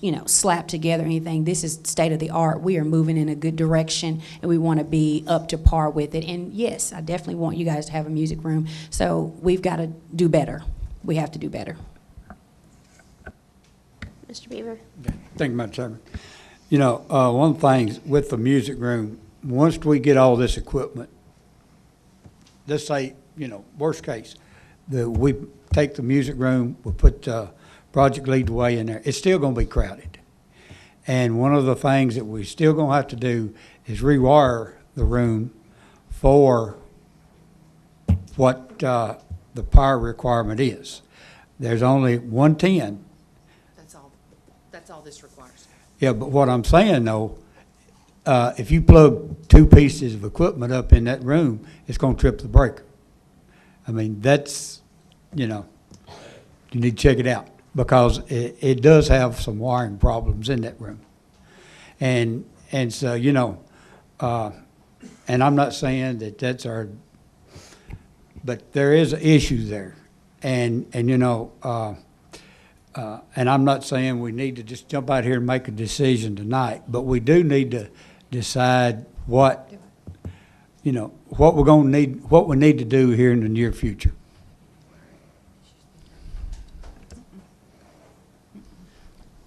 We really haven't had any, as far as on the Project Lead the Way side, the only wiring issues that we have had to face as a department was with the mechatronics. All of these equipment, all these pieces of equipment in the rooms that they're in, we haven't had any, no one has reported to me that they are tripping breakers. Has anyone reported to maintenance that, in that particular room? Okay, so that, you know, I don't foresee this being an issue with Project Lead the Way. Mechatronics, sure, because it's a three-phase issue. I understand all that. Yeah, yeah. But, okay, all right, thank you, ma'am. I just, your motion that I seconded is just to review it, just ask Hewlett Spencer to look into it. It's not, you're not asking us to approve the building of it. We hadn't talked about funding, we hadn't talked about anything. It's just to look into it and see get some idea of what can be done. Is that correct? Correct. And I probably misspoke about asking for Hewlett Spencer to go look at giving us a price. I wanted to have this discussion here tonight. Is what I was wanting to do. And I apologize if I misspoke, but that's what I did. Mr. Beaver, would it be possible to amend that to just have our superintendent continue to this, if not going straightly? I mean, my concern with going straight to Hewlett Spencer is that that's the only solution. Is I would much prefer that if the superintendent go ahead and kind of carry this out and bring us back something that whatever answer looks like the proper answer, and they can bring something back to us. Would that be okay with you? Yes, it would. Okay. You mean to put that into a different motion? Are you withdrawing your motion? Yes. Okay. Are you agreeable to that, Ms. Kinzer? And our superintendent understands what the direction is on this? To continue to research this and bring us something that looks like a whole solution? Sure. Could I make one request? That Mr. Moore be on that team with us? You sure you want that? Absolutely. Absolutely. And after today, I think it would be a good idea if anytime and any way possible that we could go visit Culloch as a board and see what we're faced with there. You know. I currently have a K-4 special ed teacher teaching in a converted conference room. I have an ELL teacher and a gifted teacher teaching in a back storage room in the library. I have my school psychologist in a converted bookstore, and I moved the bookstore to the technology room. None of that's ideal. There's not an ideal solution here, but we've got to get something in place, because I can't tell my Project Lead the Way kids, you get half a program.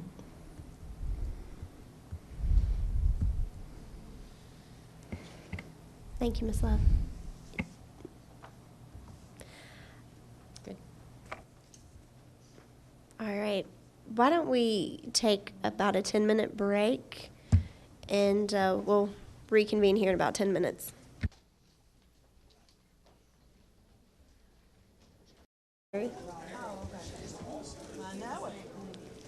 All right, our next item is our policy discussion. We have some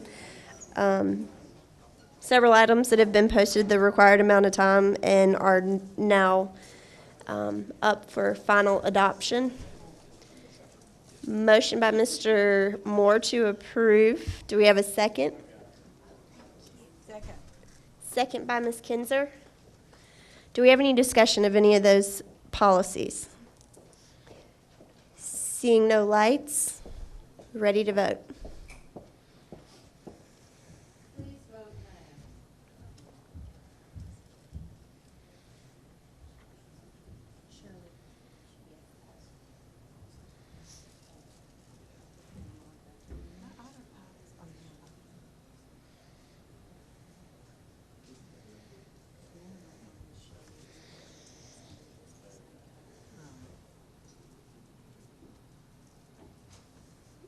All right, that motion did pass.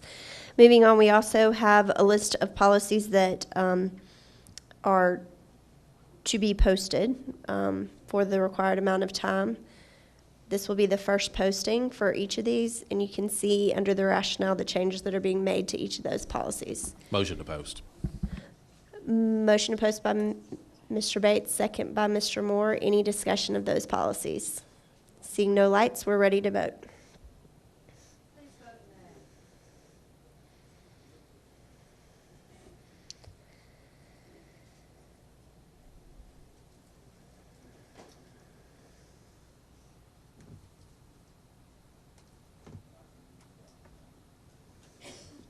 All right, that motion did pass. You also will see there, as a part of our TSBA annual review, you have a list there of several policies in our policy manual. This is our chance to look at those. If there's any that anyone would like to discuss, we can do that. Motion to reflect that we have reviewed those policies. All right. Motion by Mr. Bates, second by Mr. Moore. Seeing no lights, we're ready to vote.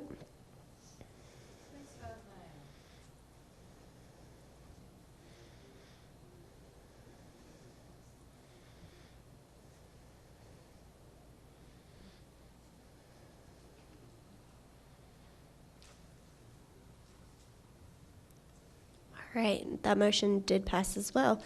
Moving on to community relations, I know that Ms. Powers had to step out.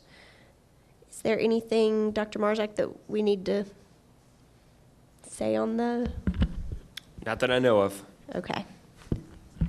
All right, we'll move on to new business. The first item under instruction would be the Murray County Pre-K agreement. Any discussion on that?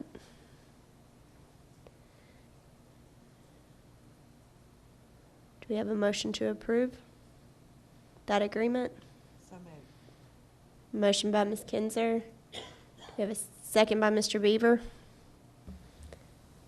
Mr. Bates? Discussion on the motion. I did have a quick question, just to maybe one of the staff members can give me a little bit better understanding how the pre-K program works. How is it funded? It's a federal program, correct? Pre-K is funded through a grant program. I think the grant is actually through the state. Undesignated lottery funds. This agreement is for our Head Start Collaborative. We work with Head Start to provide services to our pre-K students in 7 of our schools. It's just a formality to approve the MOU to work with them each year. And so how does the state, how do they determine the funding? Do they look at the percentage of maybe economically disadvantaged children, or do they look at the total number of the population? How do they come up with a figure? Been at that meeting all day today.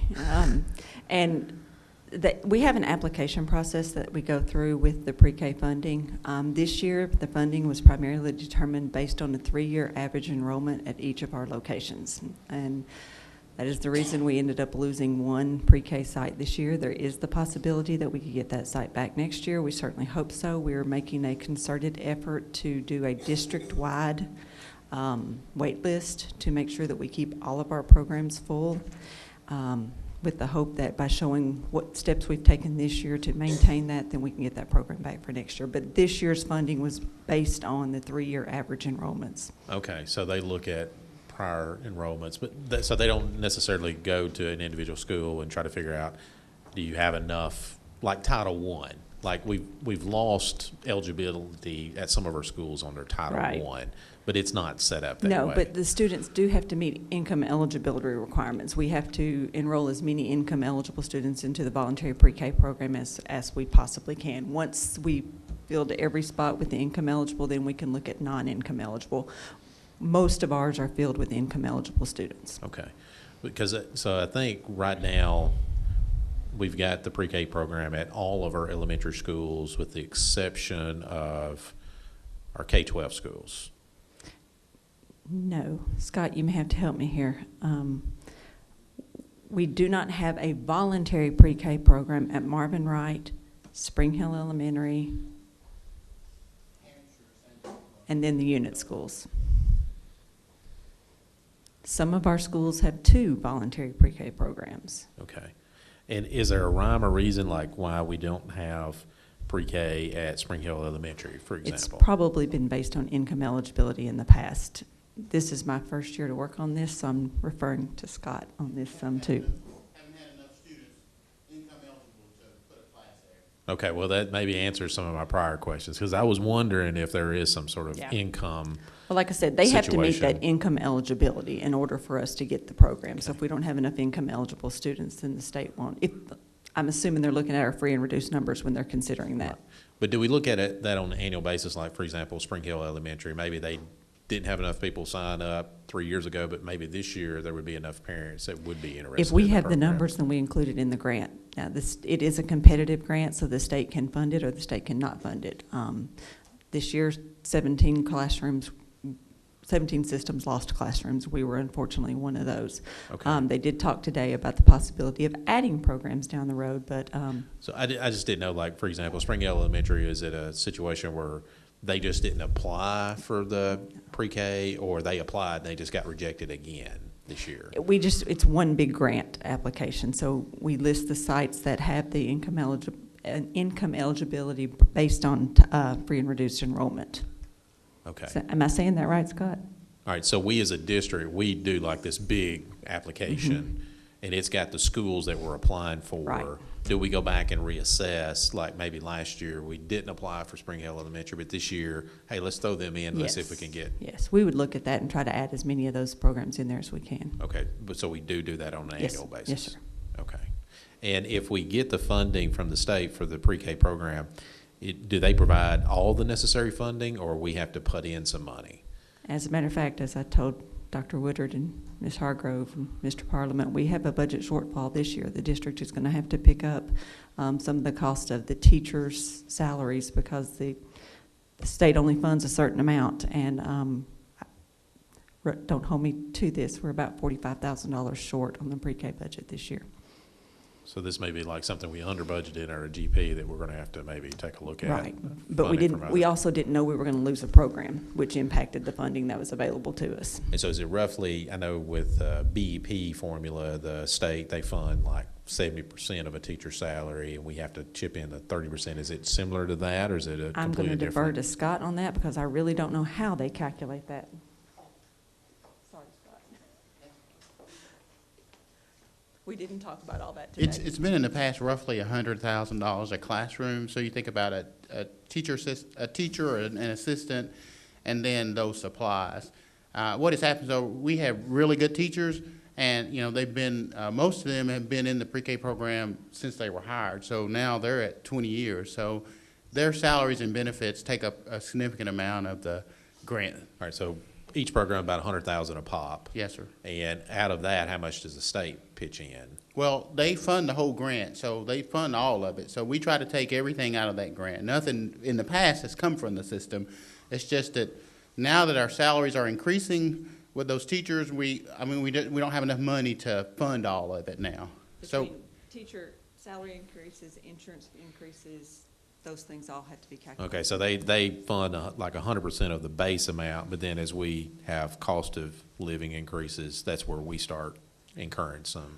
we have, for example, for the past, when we originally got the lottery grant, we were funded $981,333. We had that consistent amount for 10 years, and it never changed.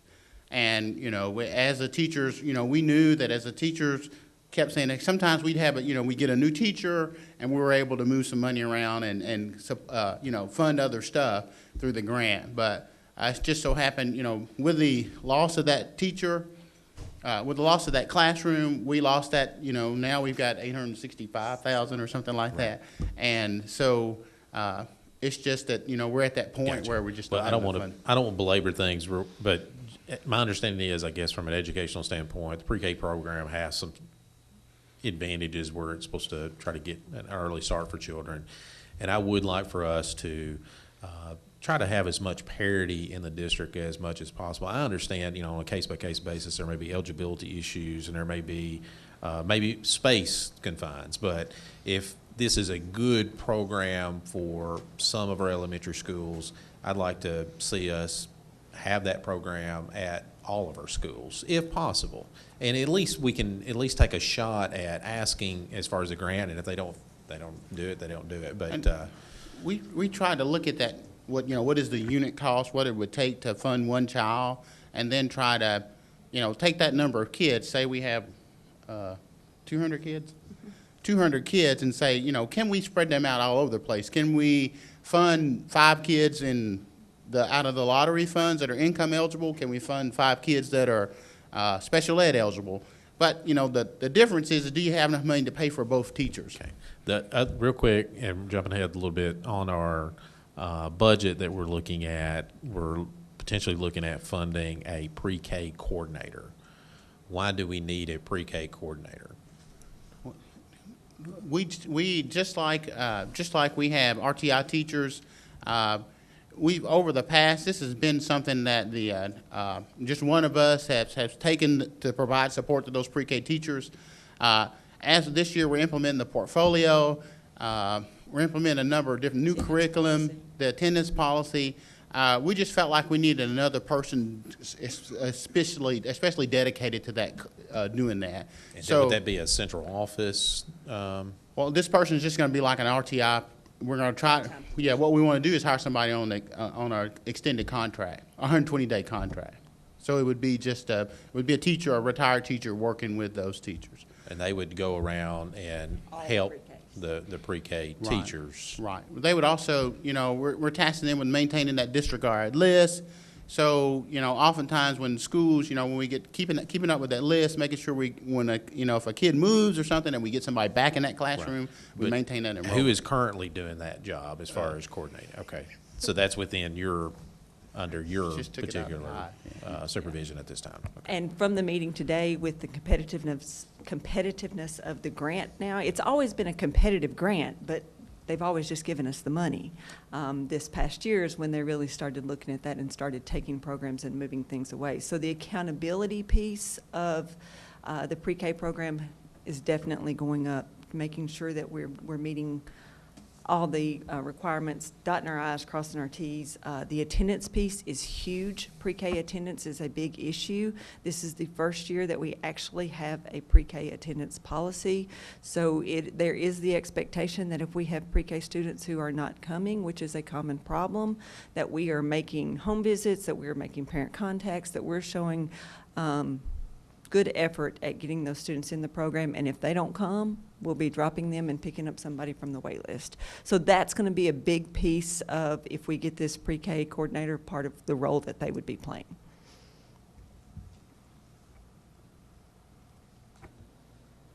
Any other questions?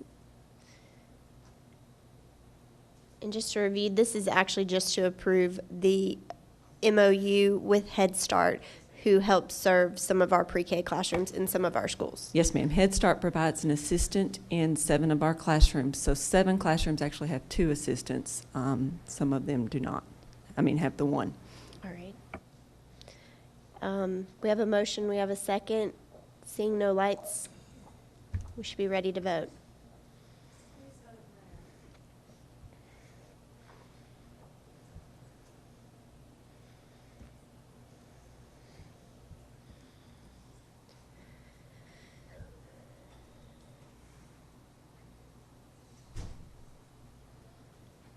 All right, that motion did pass. Our next item is an update on K2 materials. We actually got that at the work session, and we don't have any action to be taken on that at this point.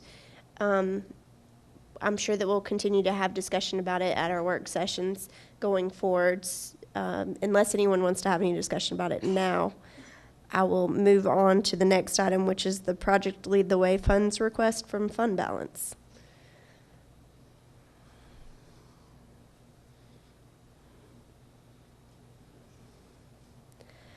Motion by Mr. Bates. A second by Mr. Moore. Any discussion on that? Seeing none, we're ready to vote.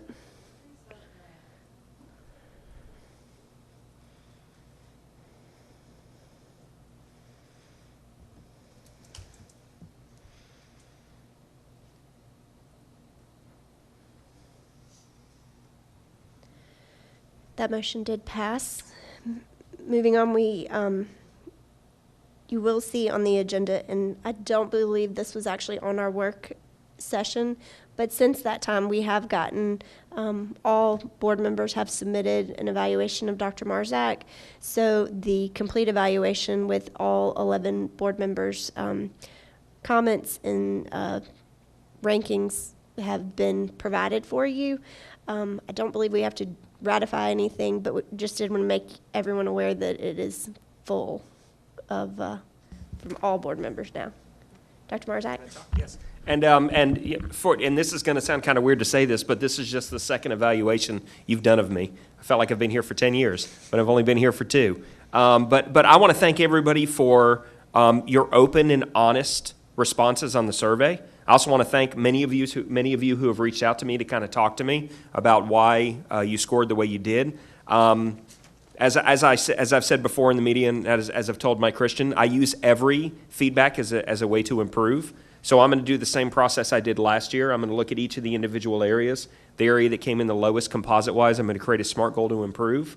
I'm going to let you guys know what those SMART goals are, and then I'll keep you updated as I complete those SMART goals. And I'll give you that information for next year's evaluation. But I just wanted to say thank you very much. I really appreciate your taking the time. It is not a small process.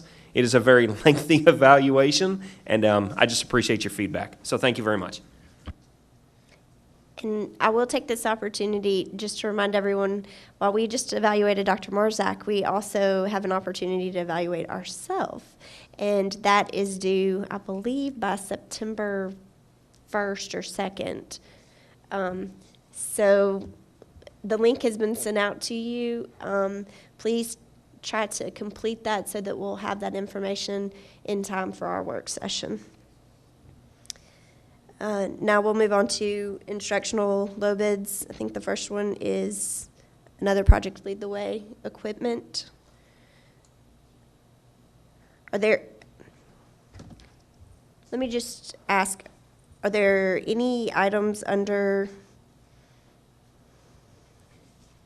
10A that anyone would like to have pulled out, or would you like to vote on them all together?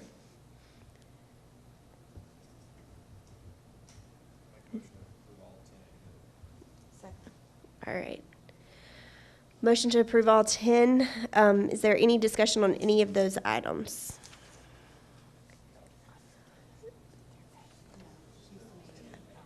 I'm sorry.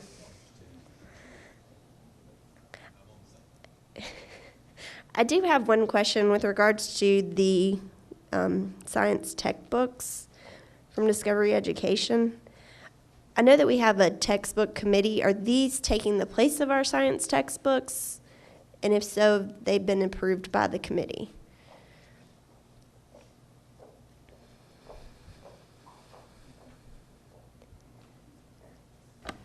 This year is actually the year that science textbooks come up for adoption in the state. So I don't have that list of who has been submitted and approved for this adoption yet.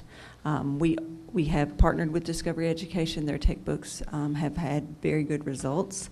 I anticipate that they have applied to be on that approved list, but I'm sorry, I don't know that for sure.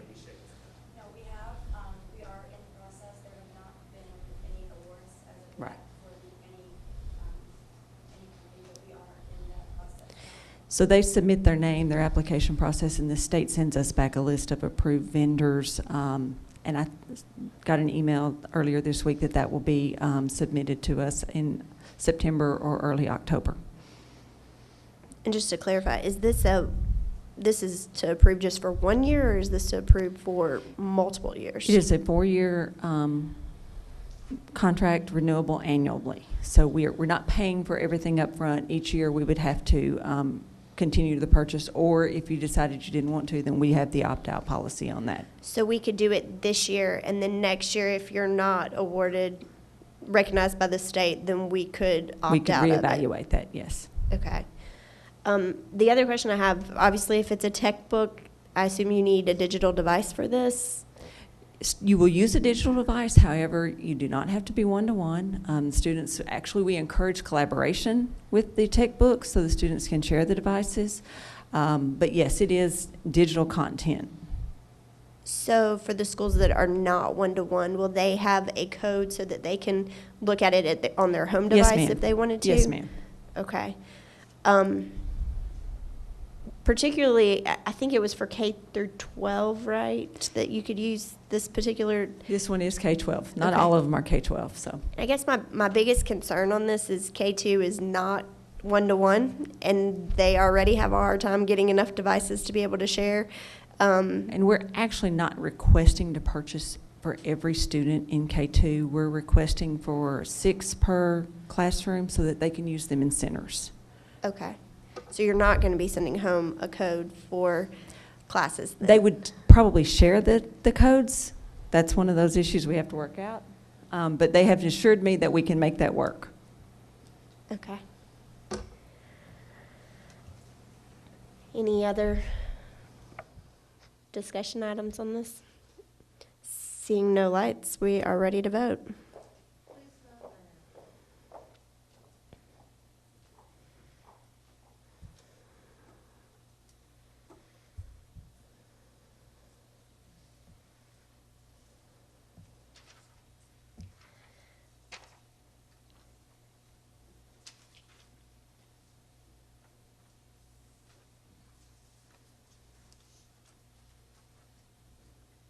And that motion did pass unanimously.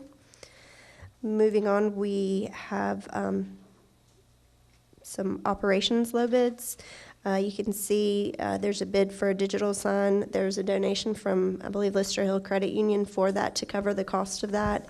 There's a bid for copy paper and a bid for liquefied propane. Motion to approve items B1 through 3. All right, we have a motion by Mr. Bates, a second by Mr. Moore. Is there any discussion on those items? Mr. Atkinson? The digital sign, that is from a grant, right, or from a donation, so we don't have to provide any money for that. Correct. Any further discussion? Seeing none, we are ready to vote.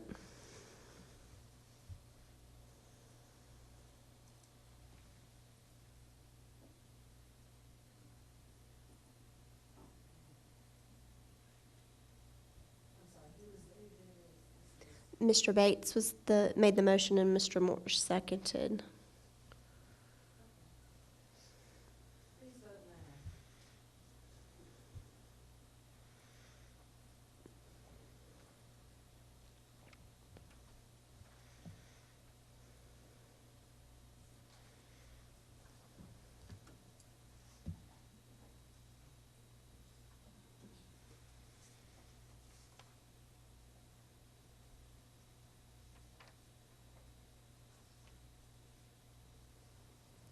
That motion also passed.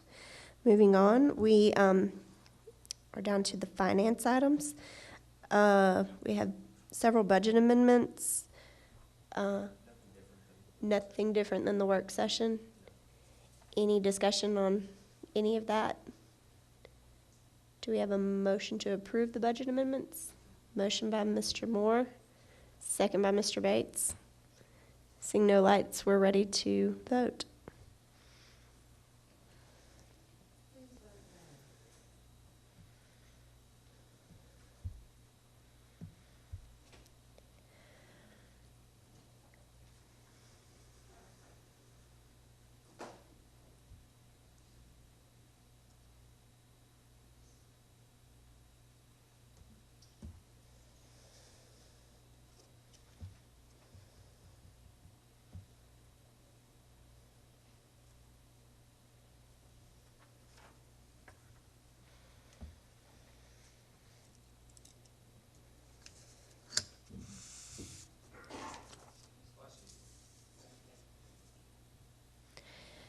That motion did pass.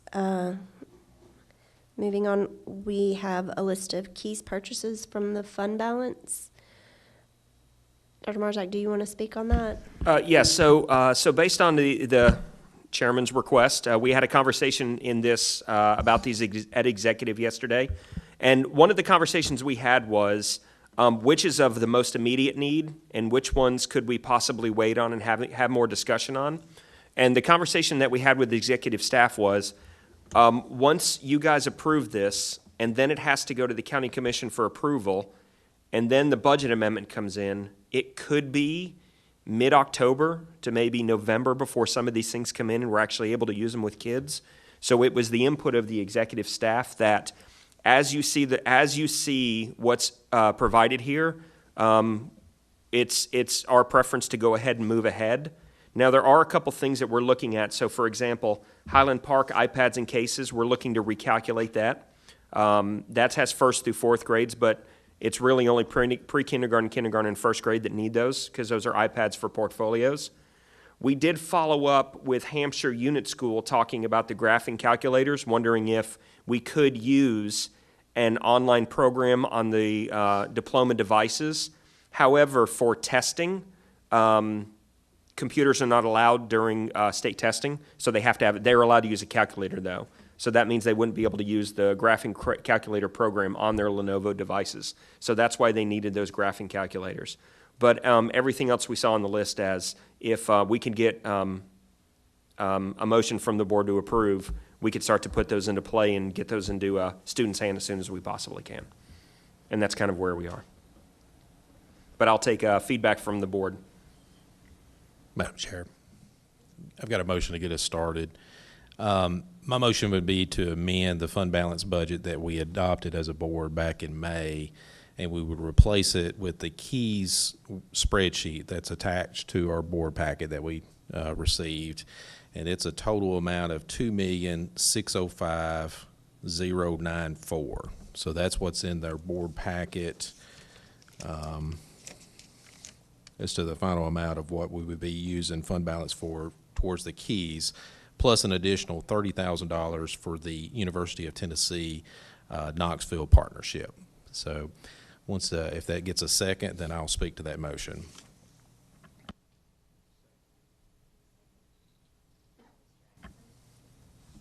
Okay. Thank you, Madam Chair. As far as my motion, I appreciate that we do have limited funding. And honestly, I think I may appreciate that more than anybody, if I'm being frank. I do, to be honest with you, I have a concern that we're not going to have any more fund balance in future years.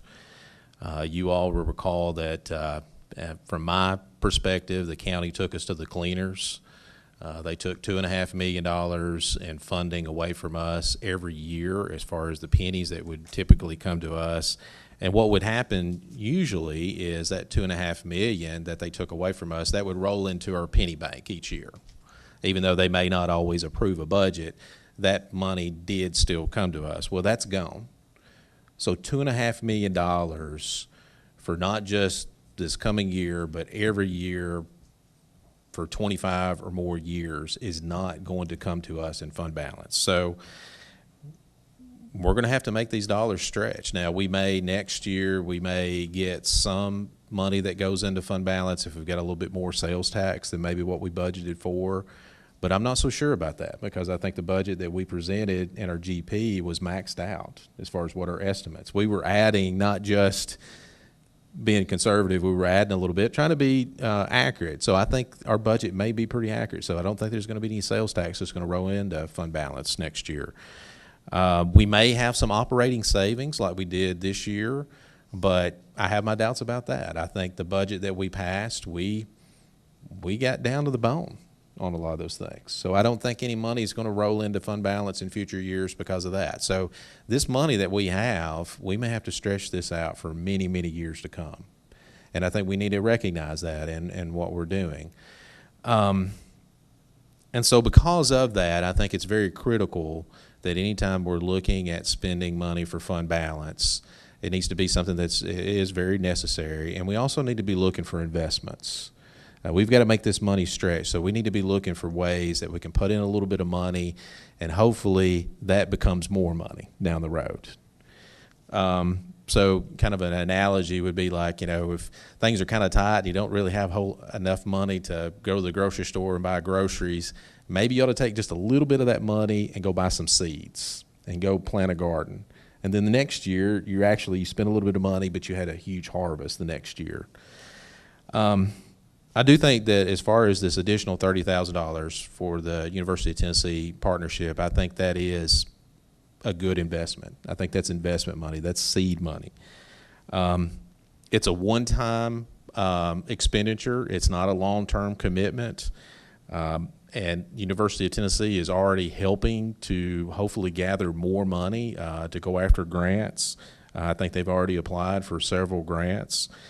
And so at the end of the day, we may not even need this $30,000. If we get the ball rolling and they're able to get some grant money in, we may not even need that. But this is basically seed money. And because this is a one-time expenditure, that does help to reduce our risk. We don't have the long-term commitment. And so we can, instead of biting off more than we can chew, we can always just stick our big toe in the water first, just to test the water, so to speak. I think this funding for the University of Tennessee partnership, it meets our mission that we have as a board to help kids succeed. Teachers are going to be receiving training from the University of Tennessee. Students are going to get a real unique problem-based learning experience, the PBL that we're trying to adapt, where they're going to be hands-on and actually their hands in the ground, close to nature. And those students, too, are going to be on track to have a foot in the door to be admitted into University of Tennessee programs. And I don't know if you all have checked lately, but it's hard to get into the University of Tennessee. It used to be, I guess, when I was going, now I wasn't going there to party, but it was more known as a party school. But now it's very hard to get in the University of Tennessee.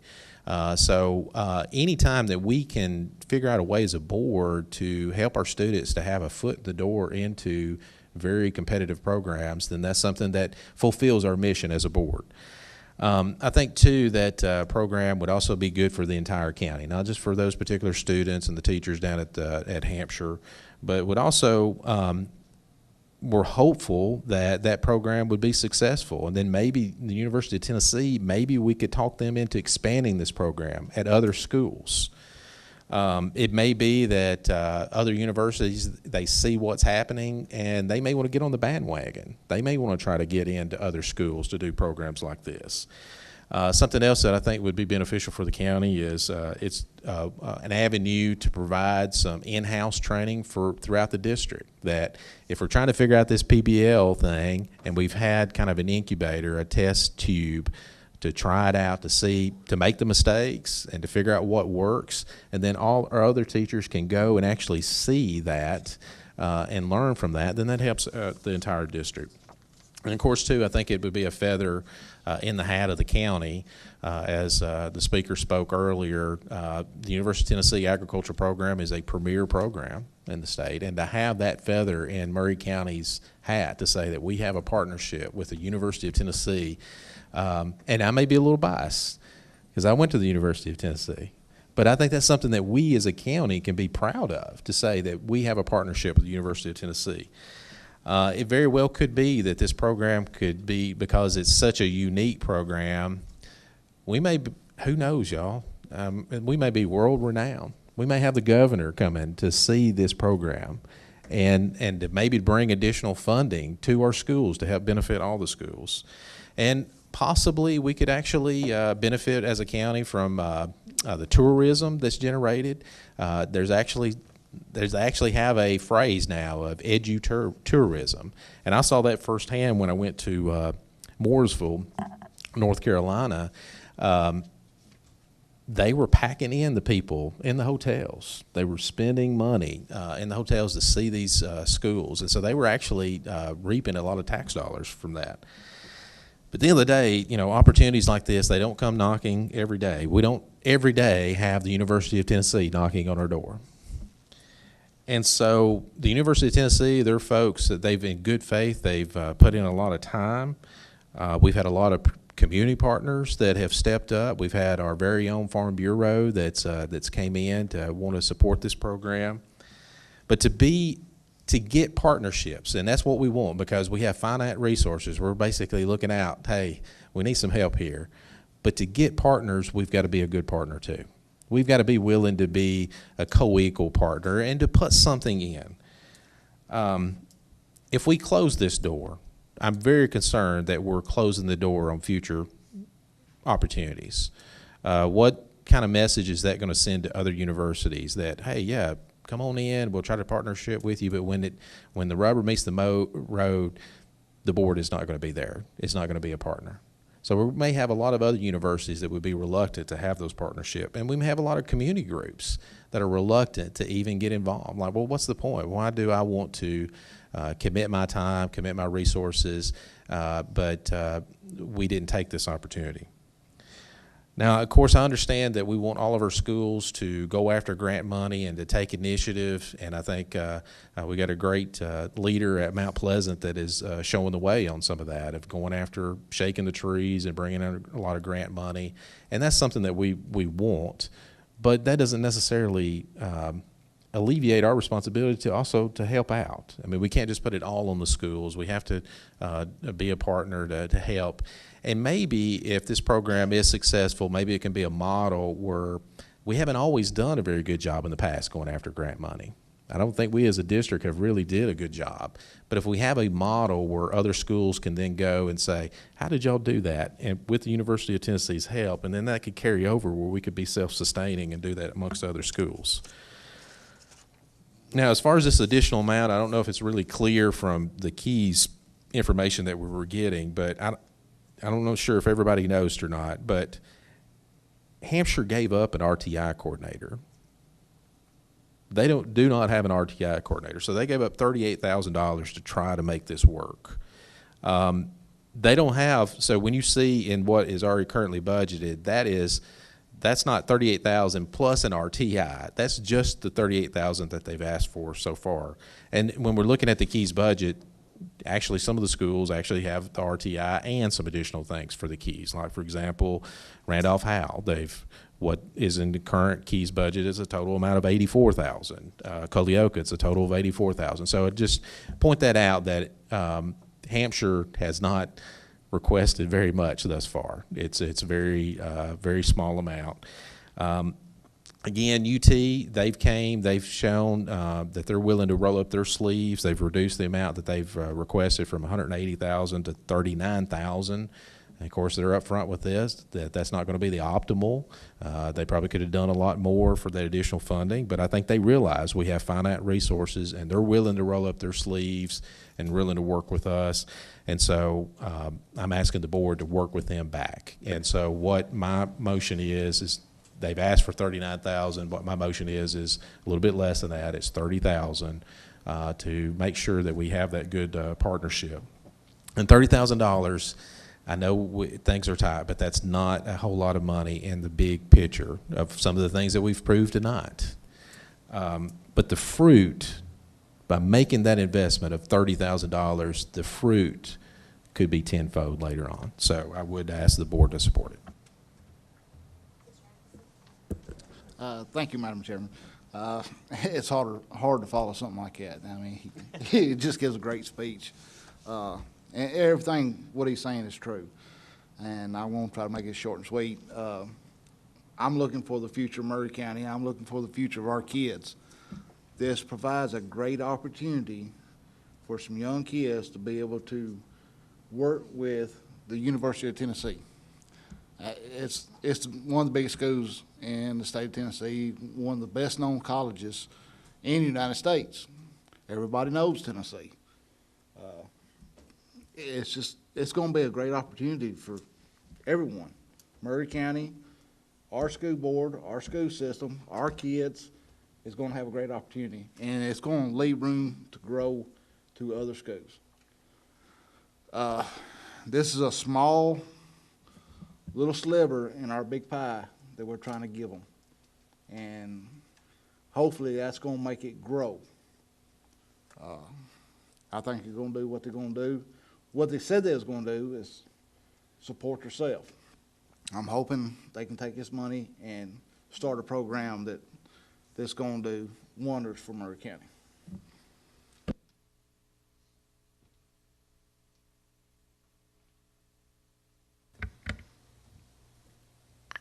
a question for Dr. Marzak with regards to the RTI. Yes, ma'am. It looks to me like we value RTI, having an RTI interventionist at several schools, and then at some schools we've taken that away. And I know you provided us some information about RTI and the gains that schools were able to show with their interventionists. I'm just curious why we're taking them, why some schools are not requesting those. So what we did is we told principals that if there are things that you think would garner greater outputs with regard to the keys, you're welcome to have conversations with your staff and then come back to us, but you cannot exceed the original amount that you had.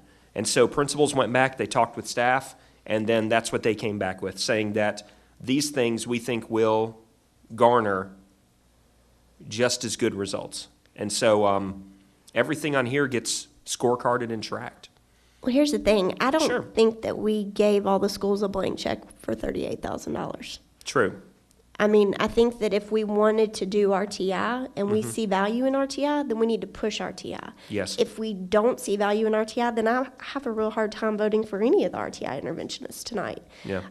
Based on the information that you had given us, I thought that that was something that our system felt like was a need and was pushing for and wanted to have. I personally am uncomfortable voting on anything relating to the fund balance at this point because we don't know what the fund balance number is. And we've already voted tonight to spend $341,000 out of fund balance for Project Lead the Way. That's included in here. Okay. That's already included in here. In the 4.5. Yes, ma'am. What about Or GCA or and the- parallel? Sorry, not the 4.5, the amount that Mr. Bates said, 2,605. 4.5 also includes construction, maintenance, for Stan Breeden, for him to continue to do some of the EMG work. So that's the difference in the amounts. But as far as some of the things that I believe Mr. Bates had asked Mr. Parliament about, we're going to try to find savings in current GP funding in order to cover some of those things this year. I know Mr. Woodard's already been good about telling people no. He's kind of getting, look at him, how serious. He's kind of got a reputation around the district at this point. Don't even ask, because he's going to tell you no. He's operating it to the skinny to try to get as much savings as he possibly can. But we'll see how the year goes.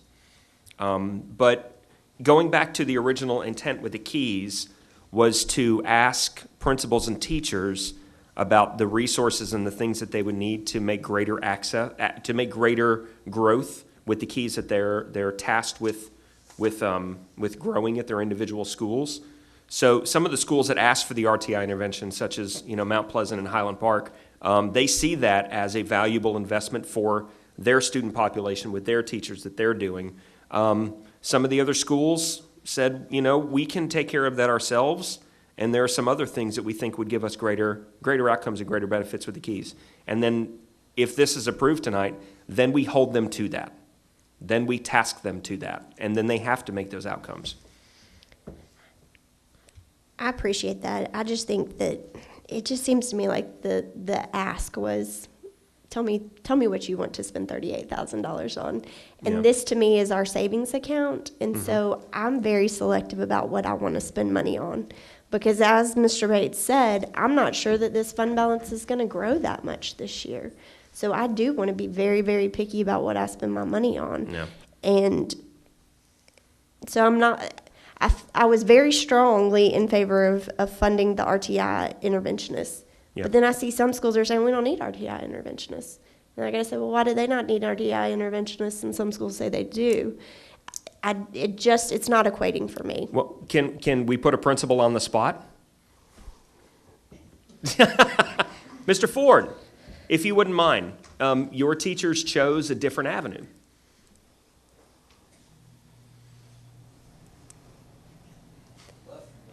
Is that working? Yeah, so the way we treat the Keys budget, we kind of come up with a prioritized list. So my leadership team, all of my staff, we come up with a prioritized list. So when we presented to Dr. Marzak at the end of the year last year for this year, the first thing on our list was Chromebooks for K2 to really push devices in.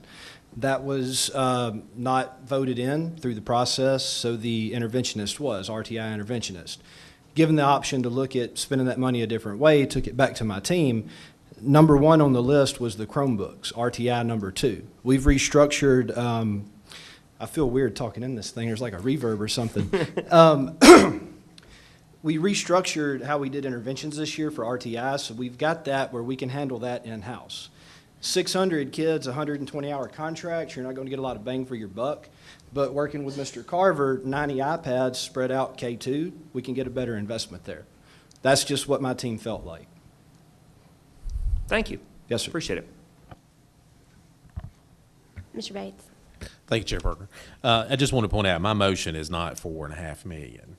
My motion is $2.6 million. Yes. I don't really understand the $4.5 million list, to be honest with you. I think there's a lot of, like, operational, if there's an operation line of 1.6, I don't know what that is.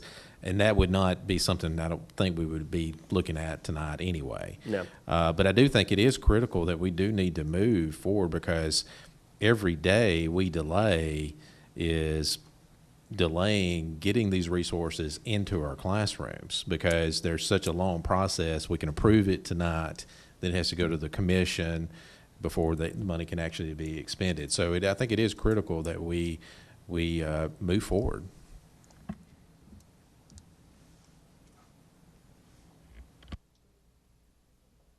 Repeat the number, exactly what you're asking us to approve. Okay, my motion is the spreadsheet right here that we Right, got I'm attached to our agenda. Right. The bottom number is $2,605,094. And then in addition to that is the $30,000 for the UTK program. So you're asking for $2,635,000. Yes, good math over there.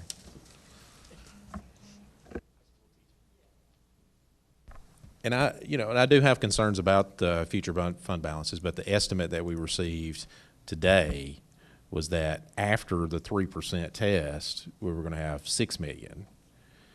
Now, if the estimate was we were going to have $3 million, I mean, we would be a completely different situation. But that's after what Mr. Parliament said was after the 3% test. So there's actually, above the $6 million, there's still another rainy day fund that we don't want to ever touch that 3%, but it's still a rainy day fund that we can still access if, like, a boiler breaks down or something like that in emergency situations. Ms. Shirley, please change that to 2 million, good gosh, 2,605,094. Yeah, she's got, there you go, 094.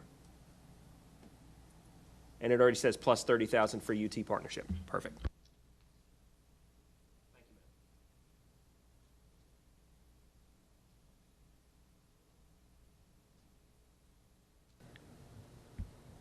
Well, while we're talking about fund balance, I will just say that one of the things that I think we should be putting a priority on is diploma.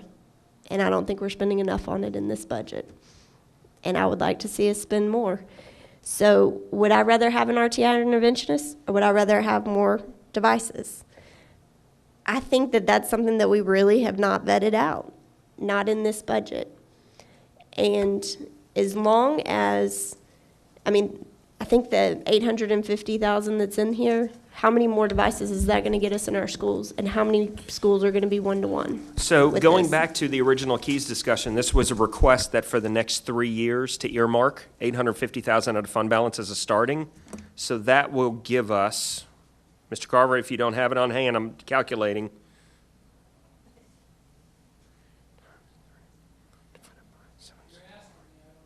That's going to get us an additional 3,350 devices over the, Tommy's gone, over the 2,600 we already have, which will get us to 5,950, minus the 9,000 that we would potentially need. That leaves us with a gap of about 3,050 devices. But this next round is going to get us that much more closer to our 10-year goal. But Mr. Carver and I are actually having discussions about alternative sources of funding versus coming to this board for additional money. And Mr. Carver can talk about that for a second. But I'm with you on that. Diploma.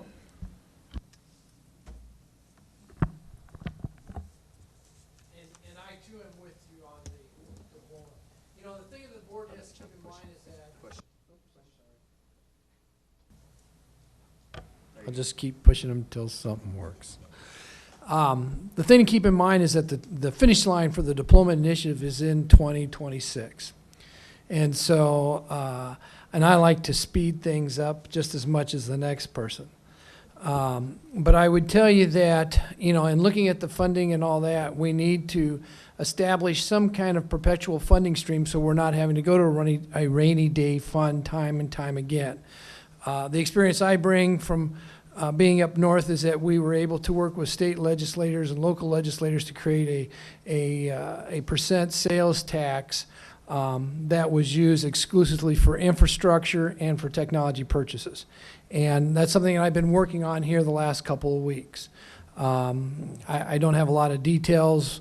I'll be more than willing to answer any questions individually, but I have met with state legislators already to float this idea.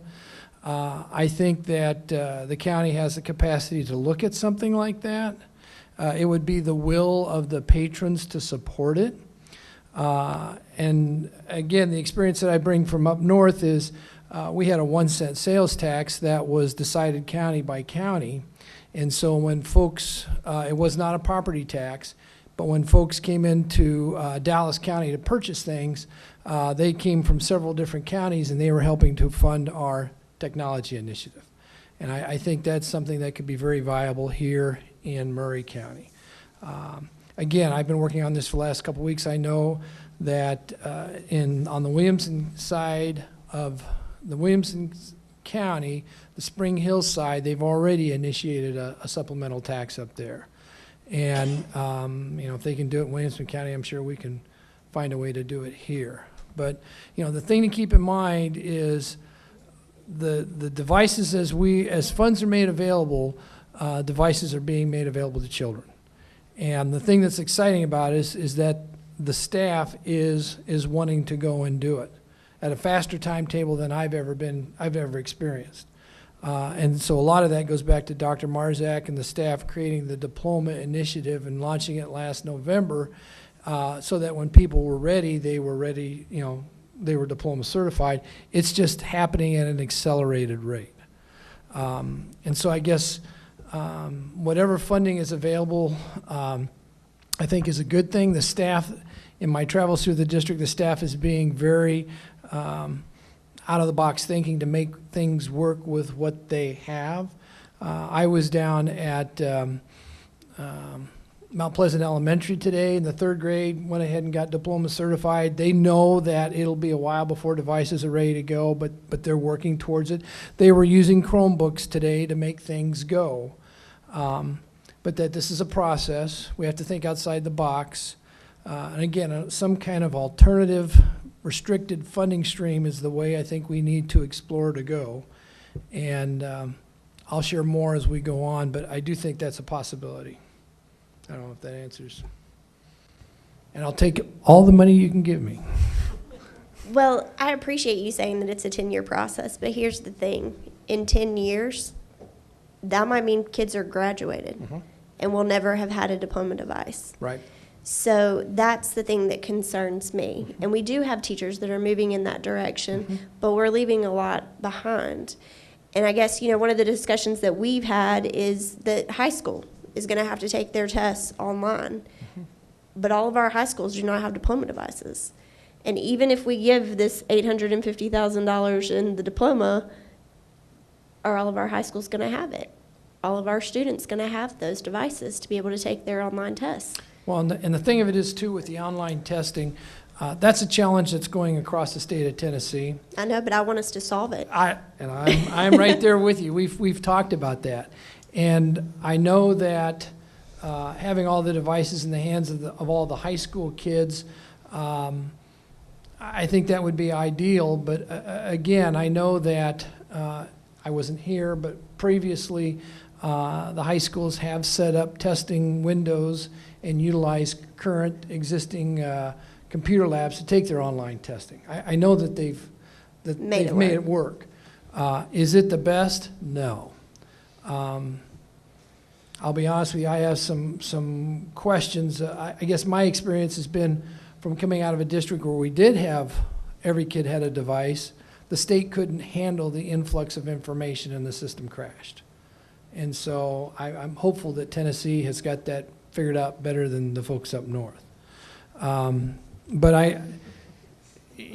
all I can tell you is it's a work in progress, and that as quickly as possible, I want devices in the hands of kids because it is transformational. I mean, I saw that today. When I sat down with a third grader and she was showing me all the things that she could do, and I mean, and the part that's scary is by the time that third grader gets to be a senior in high school, the expectations of what, you know, they're going to expect in high school is going to be completely off the rails. But the fact of the matter is, we got to go with the funding that we have available. We got to make all the pieces fit. We heard tonight of a need with a physical plant and making sure that we've got physical plants that can support the programming in place. I would also tell you that a digital device in the hands of kids, it does change your physical plant needs, because you can have school anywhere. You can have school anywhere where you can get a Wi-Fi signal. And we'll see more of that as we go on. But I guess for the time being, my recommendation to the board would be as much funding as you can get available. I'll try to put it in as many hands of kids as we possibly can. I do think keeping the devices in a grade span, like a fourth grade or third grade, and having them travel with those kids as they go through, I think that's the best plan at this point. And then as more information becomes available on an alternative funding stream, you know, a 0.5 sales tax or something like that, it will need support of the patrons of the district to go forward on it. So I guess the other message is you know, tell people the story of what's going on in Murray County and that we need the extra funding. And then also reaching out at the state level. I know of states across this, that have created technology funds, or they've bought computers on a state bid process, which lowers the cost. But we got to think outside the box. And yes, I'm Murray County, so I want Murray County to figure it out. But I also want it to figure it out so all the kids in the United States are benefiting from it. It's one of the reasons I came down here.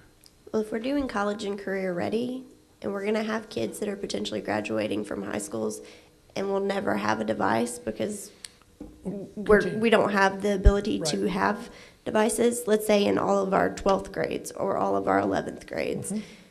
Do you not see that as a problem in preparing them for the future? Well, and again, I'm learning as I'm down here, but the experiences that I have is that a lot of colleges and universities are not up to speed either. And that I know of colleges and universities that using technology, laptop computers and that kind of stuff, there are some professors that are uncomfortable with that. I know of teacher prep programs, I know of teacher prep programs that are struggling to not only teach teachers how to do it, but also professors to do it. And so, do I think it's good to get those things in the hands of kids? They're all important. But I guess the thing that I would say is, I use the analogy of the GM plant. We're at the end of we're at the end of a production run, and the kids that are coming through now that are ninth graders and sophomores and juniors and seniors are kind of at the end of that production run, right? And so to retool the whole plant all at the same time, it's awfully hard to do. Are those kids that are going to graduate, are they going to be marketable? Are they going to be able to enter the world of work? I think the systems that we have in place as an outsider coming in and seeing those, I think we're giving kids in Murray County a competitive edge over anybody else around. Is it where I want it to be? No. In 5 years it will be. But right now it's not. I guess what I go back to is, as we're looking at devices, you know, if you're going to change the assembly line, you change it at the front end side. You change it before the product gets into the system. And I do think providing the Chromebooks and moving those down into elementary kids, I do think, I supported Mr. Ford's idea of using iPads and kind of pioneering that, because those are the kids that they don't know any different. Some of our kids in high school, I'll be honest with you, board members, I think, and Tommy, correct me, we've had to create something like 500 email addresses for parents because they didn't have email addresses. Isn't that about right? And we looked today at an online registration piece that I think would be really powerful for the district. But the challenge is going to be training our people in the front offices on how to use it. And again, getting working email addresses for parents. So kind of to circle back, the kids graduating right now today with the keys and the opportunities of Megatronics, we're doing the best we can with the resources that we can. And I do think our kids I think the Murray County students have a competitive edge over anybody else around. But the fact of the matter is, right now today, the board does not have the financial resources to provide everybody with a device. And so ultimately it gets back to me to make a recommendation, or me to make the recommendation to you guys and on who gets what when. And I guess my best recommendation to you at this point is continue the course, provide as staff members are ready to be diploma certified. I was out today, get them certified, get them devices in their hands. As classroom bands are ready to go, get them out, ready to go. And by the same time we're doing this, on another track, we're trying to seek some additional funding so we can provide devices to all the kids. And I truly believe a year from now, the landscape will look different, but I can't promise anything. I don't know if that answers your question or not. It answers my question. It still doesn't necessarily change my opinion. Sorry. No. I mean, I appreciate what you're doing, and I appreciate the thinking outside of the box and all that. I'm just coming back to, we have a limited amount of money. Exactly. And this is something that we as a board have said we want to push. And, I mean, Mr. Bates talked about going to Mooresville, and, I can tell from the conversations that he has had throughout the year since he went there what an impact it had on him, and what an impact he saw on the kids that were in those classrooms and having those devices. And so I just, 10 years is not good enough for me. Well, And I know that you said 5. Yes, so I ma'am. appreciate that. But I'll be invested in Tennessee. I can retire. I just want us to put our money where our mouth is in some of these things. And I think that may mean that we have to, we've got to be selective about how we're using this. So. Well, and the other thing you got to keep in mind too is that when the technology is introduced into the student population, it changes everything. Already now, I made mention tonight about a year from now doing an online registration. That's huge. That will change the landscape. Parents who now have email addresses where they can, on their phones, check on their kids' academic, that will change the landscape. The big push to go away from paper. I don't know if you look at the line item budget, we buy a lot of paper still. And to move away from paper, toner cartridges, printers. As someone who had to cut $500,000 out of a budget the last 5 years, it is transformational. But you got to get there first. And you got to do so in such a prudent way that you're not harming the rest of the district or holding everybody back. I guess my best recommendation is to continue the course, provide as much funding as we can. We'll get them in the hands of kids. And seek to state legislators and local legislators to create some kind of funding stream so that we can get what we need. Okay? Sounds good. Thanks for... We're going to let you sell that to the taxpayers. Is there anything else, board members, that I can answer? Okay. You weren't here when we had the last tax increase and, the comments that get made from that. So, and I'm not saying that won't be successful, and I hope that it is. I'm just saying we put a lot on our taxpayers, and that's why, to me, this is their money, and we have to be very selective about how we use it. I don't want to go back to the well and ask them for more money if we have money that we can use for it, if it's a better use of it than something else. And again, the other thing is I'm a big Deming guy. Deming's 14 principles for continuous improvement and that kind of stuff. And I do see that there's systemically some things that could be happening that would be cost savings. Some of them would be painful, but they would yield a cost savings. So, you know, and the other thing is too is, you mentioned politician. What politician is gonna, they're hearing about their children, their grandchildren, the kid across the street who is talking with astronauts in NASA, who is creating things. I mean, what politician in their right mind is gonna speak out against that? I mean, the kids are the ones that are gonna save us. Yeah. So. Mr. Bates? Thank you, Chair Parker. Well, they didn't speak out against it, but they're the ones that put us in this situation. And if we weren't with the situation where we had a $2.5 million taken away from us every year, this would be a completely different discussion right now. Mm-hmm. We have $6 million in fund balance, and we could go all in. Right now, we could have devices for every kid in the county right now. But instead, we made the deal where we said, yes, it's okay, take away $2.5 million every year for the rest of our lives for 25 years or more. And so that's the situation that we're in. We're not gonna, that's a predicament that we consented to that. That's the deal that they wanted to make, and we consented to that. And now we're having to face the consequences. Now, I just want to point out the motion that is before us right now, my motion includes the exact number that came out of the work session for the diploma devices. So the $850,000 is included in my motion. And in fact, when you throw in another $105 for the backup network, we're spending, my motion is actually, it's $1 million for technology. And I struggle with that.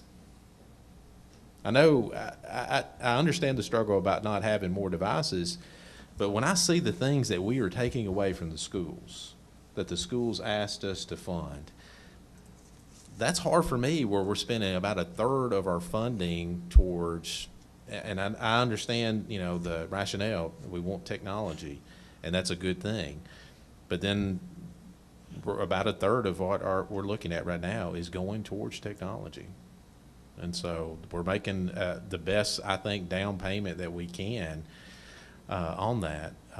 And hopefully, maybe in future years, maybe the cost will go down for the devices. Maybe we can continue to develop community partnerships to maybe sponsor, right, that sort of thing. So maybe we can figure out ways to make this work faster, because I think we all have that same goal. We all have that same goal that we want to do, but this is kind of, that's the predicament we're in.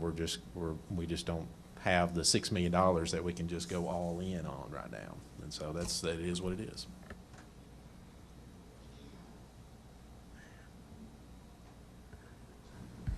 All right, we have a motion and a second. Do we have any other discussion? Madam Chairman, may I just ask one question? Oh, I'm sorry. Sure. No. Mr. Breeden? The only thing, and I think Mr. Bates, and I understand this, pointed out that there was $1.6 million here for operations. He didn't know what that was, but there is no money in this year's allocated funds from the county or from you yet for any capital repairs. And that would be what would come out of there. Now, Dr. Marzak list is operational because originally on the operational side of things, we had a $300,000 request in the keys. There are a couple of we don't expect to keep that there, but there are a couple of things. For instance, we used to carry in our annual budget equipment replacement in the maintenance department. That was taken away 2 years ago and put into the keys. We got that last year, but this year it's no longer, if you know, right now there's nothing there if you don't do anything for operations. But the bulk of that would be our capital repair budget. Again, we got $16.5 million to attack a $29 million list. We've got the 16.5 down to about 3.5. We've got the remaining 13 million down to about 9. We still have about 12 plus million dollars of capital repairs just on year one. We haven't even got to year two. And we brought you a list tonight of $600,000 worth of HVAC repairs, which Train has recommended already, that weren't in the first year. Now, some of those were in the second year. So I just point out, what you're talking about now doesn't include any money for capital repairs or operations. Mr. Bates? I guess what I would prefer is kind of like the same process we did with EMG, where we had a prioritized list where we said, okay, these are the things that we're going to tackle for that funding. And so I guess what my preference would be is in future meetings to take a look at that. I mean, this is not a one and done night. But I think some of these educational things are critical to, for example, the devices. We need to get on the ball on that so we can go through that process, so we can start getting devices in the children's hands. We need these RTI coordinators, people, we needed to hire them yesterday. And so there's a real Not at all urgency. schools. Not at all schools. Well, we could always amend and we could add some additional amounts. But I think it's critical that we need to get something done, and we can always, these additional maintenance things, I think this in some ways changes the mindset. Whereas before, I think we could have stayed on that path and knocked out that $30 million list if the county had not taken away that funding, because we would have had additional amounts in future years that would have went into fund balance, and we could have got caught up. I think we're now going back into a fix on failure situation where we hold the money, and then when something breaks, we fix it. And that's what got us into this mess. And that was the thing that was most disappointing to me, is that we finally had an opportunity to get ahead of the curve and to really, where we wouldn't saddle future boards with these situations. And we've kind of gone right back to old habits. But it is what it is now. We just have to deal with the situation the best that we can. So.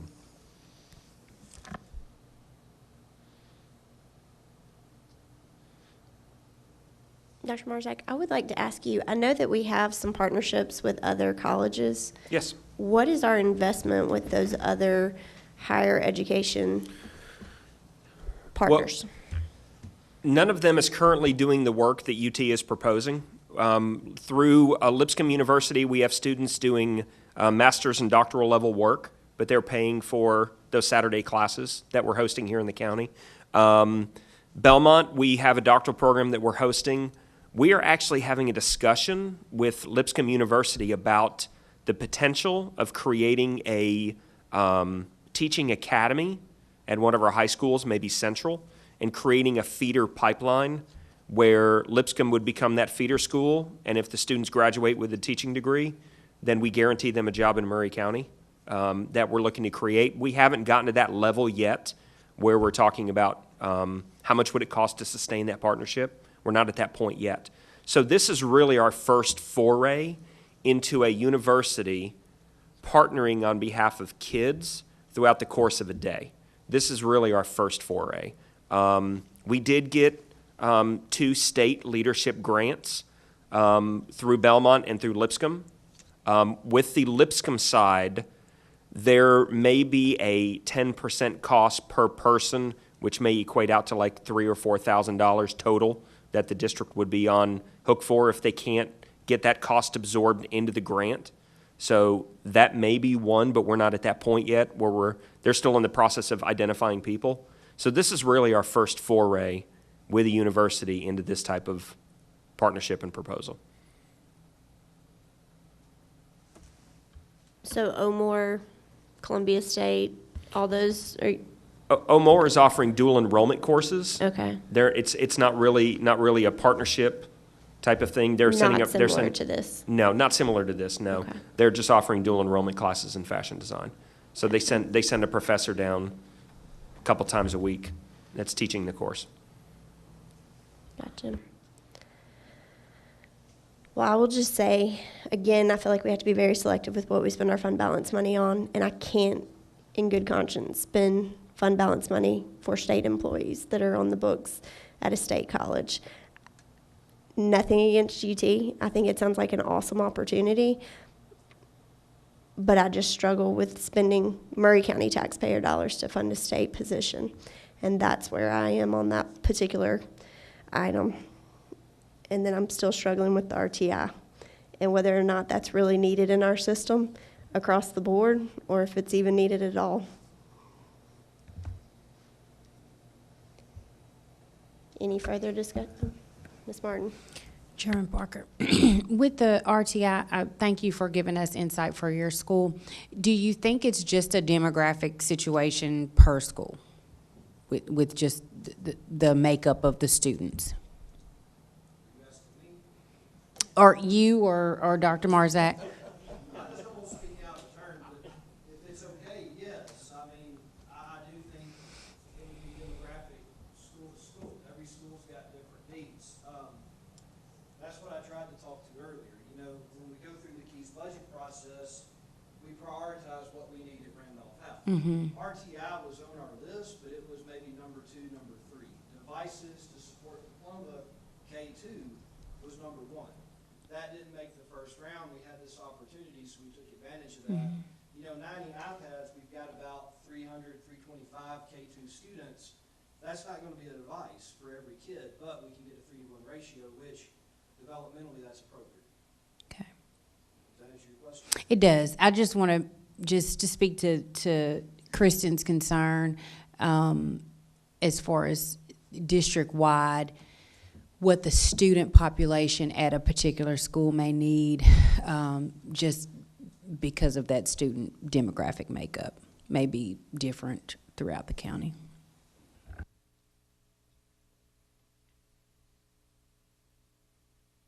Seeing no lights, looks like we are ready to, oh, did you have some? I have my light on, but, okay, I'm still kind of processing what Mr. Braden just said about, like, we have no money for capital. Like, what's our plan for this? That's kind of a really big deal. Do we have a plan? I mean, Mr. Bates, you made this motion, but, like, and I understand that you don't like what the county commission did. I'm there. But what is, I mean, Well, this is give a just, solution. right. So we can still continue to take additional funds out of fund balance. We're not limited. This is not like a one-time, we can only take it out right now. So what I was suggesting is, just like we had the really detailed itemized list that Mr. Breed's office had come up last time after we had the EMG report to say, these are the things that are prioritized, this is the funding that we would like to ask from fund balance. That's what I'd like to see.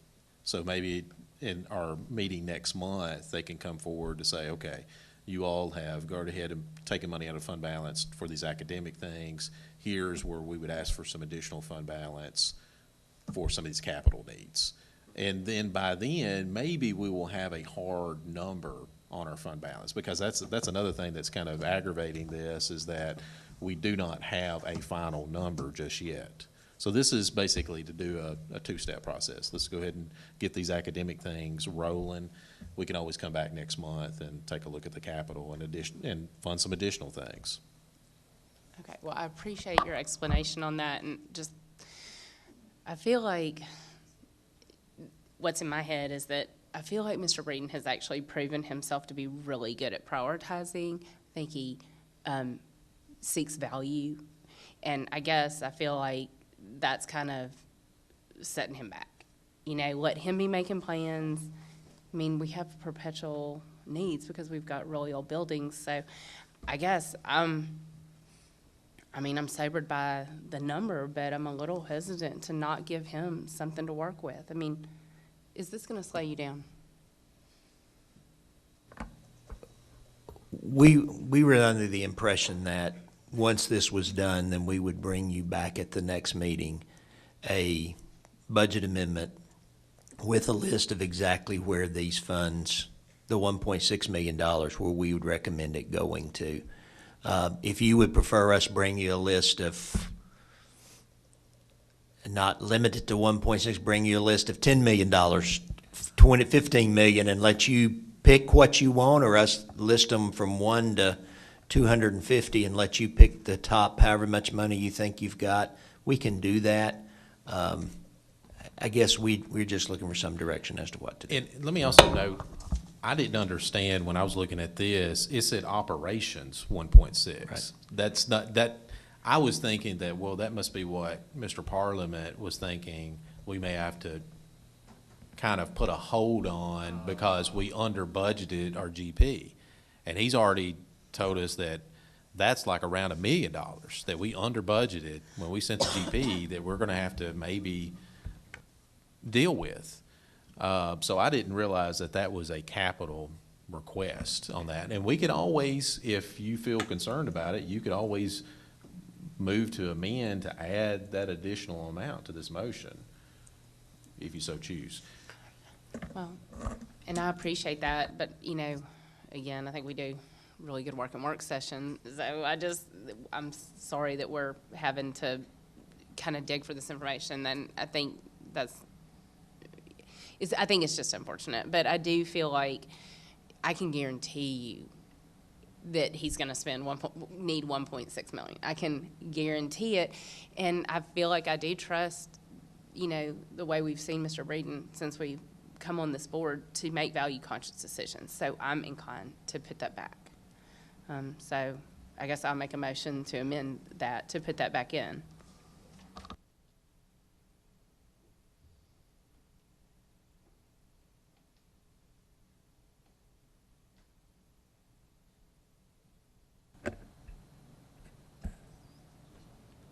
Just to be clear, it's like 1,632,000, the number that shows on this. Okay. We have a motion to amend. Do we have a second?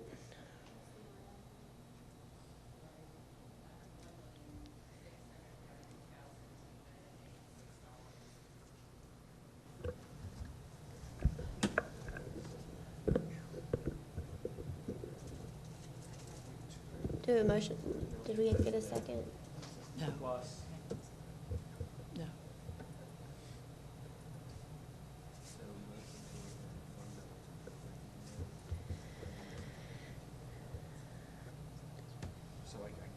So we have a motion. Do we have a second? He just needs to say motion to amend to add 1,632,000. Wait a minute. We don't even know what fund balance it's gonna be. You know. For capital, take up plus 30 UP partnerships.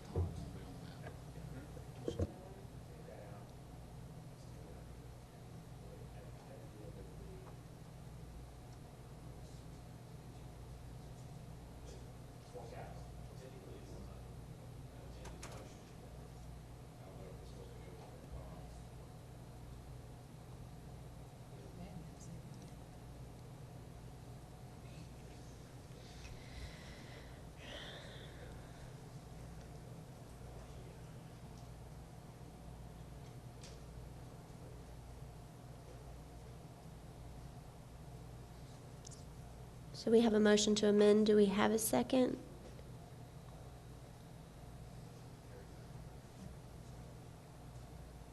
Do we have a second? Second by Mr. Moore. Do we have any discussion about that motion to amend? Mr. Bates? Ms. Powers, I understand where you're coming from, and I'm with you. I guess I'm a little bit, at this particular meeting, I'm a little hesitant. And just where you can kind of understand where I'm coming from is I don't know the final amount of the fund balance. Mr. Parliament is coming up with a list of things that we may have under budgeted in our GP, and we may have to hold this money until next year to maybe buy devices and to maybe do RTI. Maybe they'll approve RTI in the GP next year. But so I'm so worried.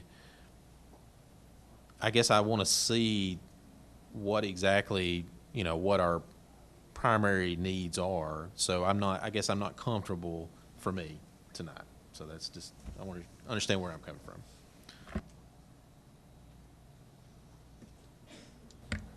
All right, we have a motion to amend. Oh, I'm sorry, Ms. Kinzer.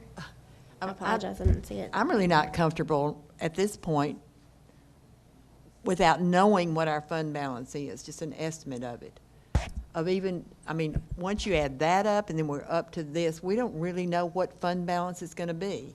And I understand that we need to get some of these positions. And I am in favor of going on and voting on positions. I'm not in favor of spending the money to give to UT. I think that's entirely different and apart from the things that are on the Keys budget that are directly affecting and helping personnel, helping kids.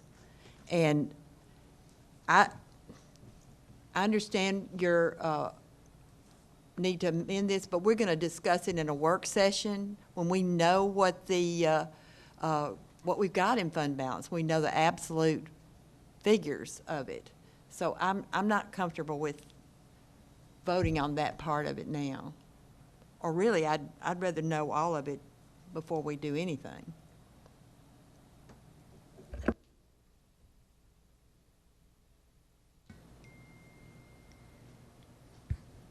So we have a motion to amend. Seeing no lights, it looks like we are ready to vote on that motion to amend.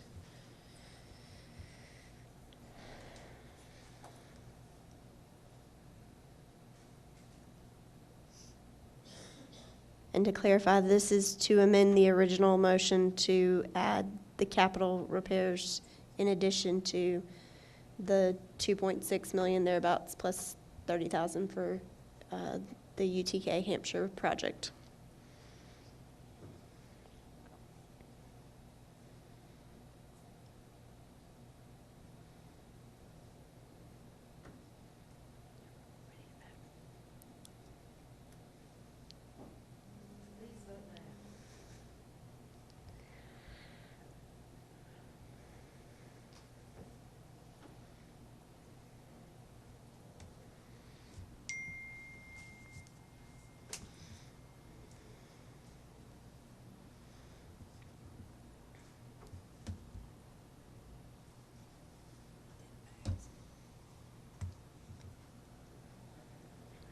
All right, that motion did not pass, so we will go back to the original motion.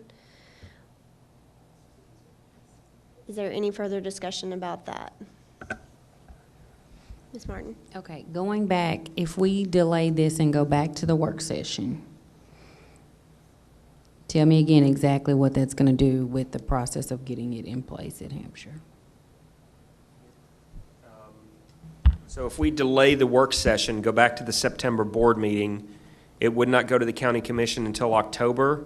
That means none of these things would get in until probably mid-November, which means that the last week in November is Thanksgiving, so no school there, 3 weeks for Christmas.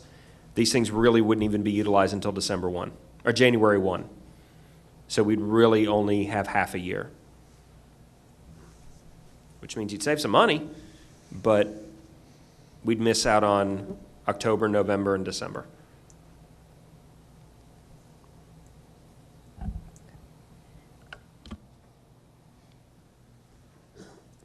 Any other discussion?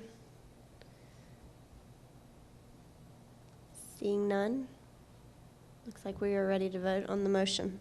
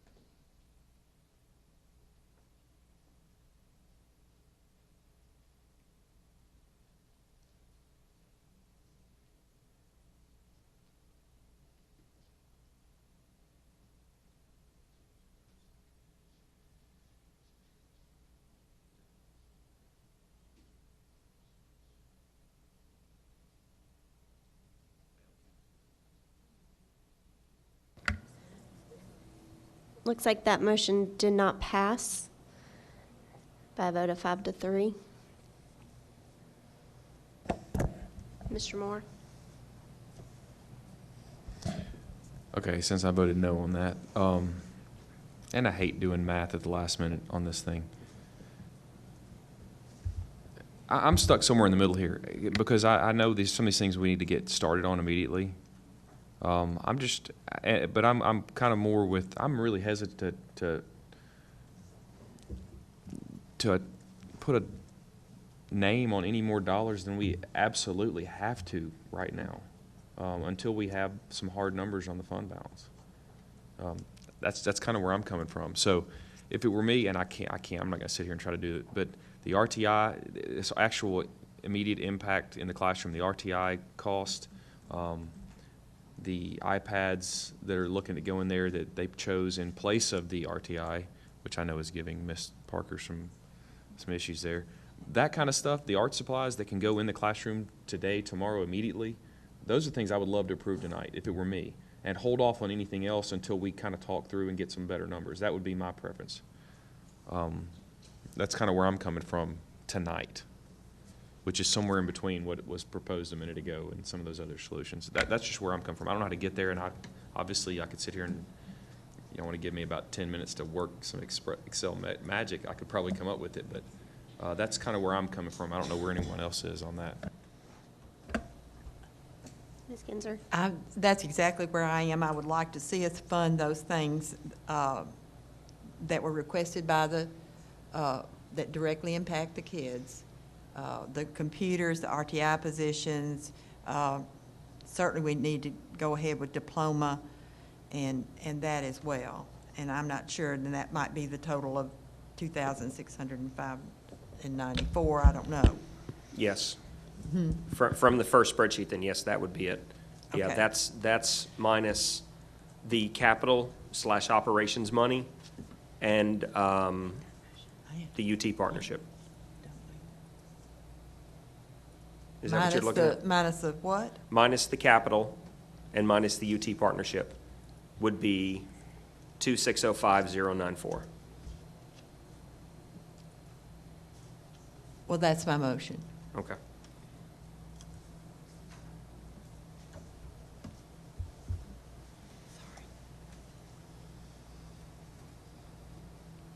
All right, we have a motion. Do we have a second?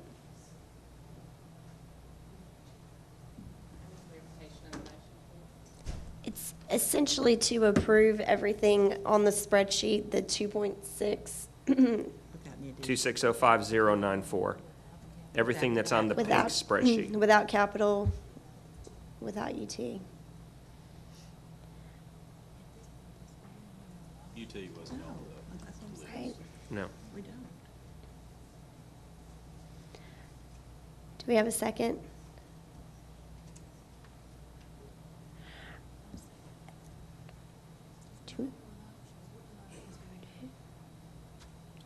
Do you want to second it? Because we don't have no other options. All Okay. right. Second by Ms. Martin. So we have a second by Ms. Martin. Do we have any discussion on it? Mr. Bates? Well, if we're going to get the scalpel out, let's go ahead. All right, so my first motion to amend will be to remove the $30,000 in the budget for Murray Alliance.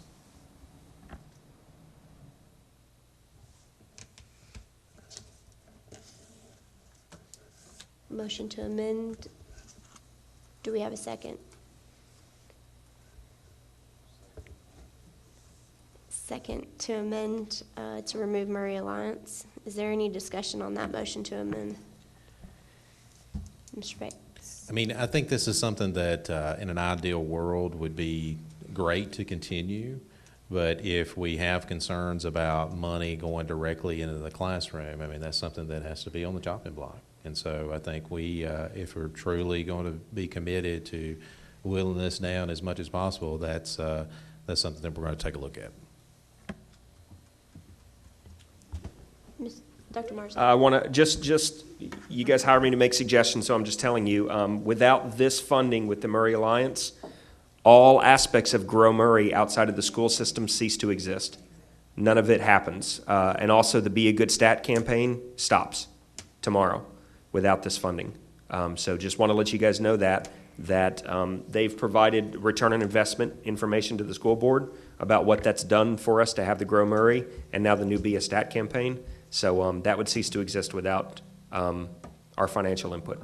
Just want to let you guys know.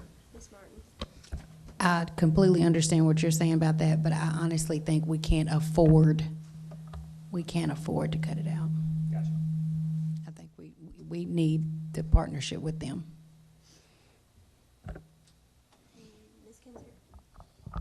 Oh, I'm sorry, I didn't. Ms. Powers? I think Murray County is growing. There are good things going on here. I think that has become part of our brand, and I very much oppose taking that away. All right, any further discussion? We have a motion to amend. Seeing no lights, we're ready to vote on that. Mr. Atkinson?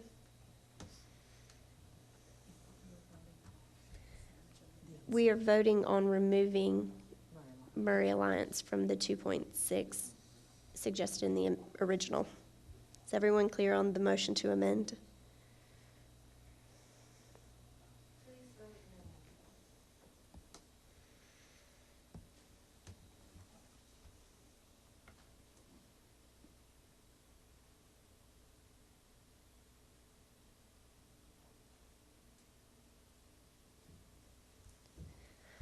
All right, that motion did not pass. We are back to the original motion. Mr. Bates?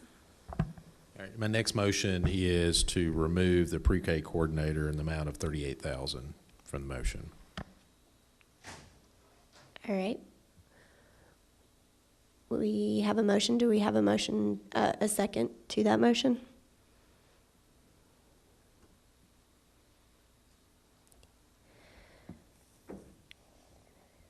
Do we have a second? You got anything to say on that, Dr. Marshall?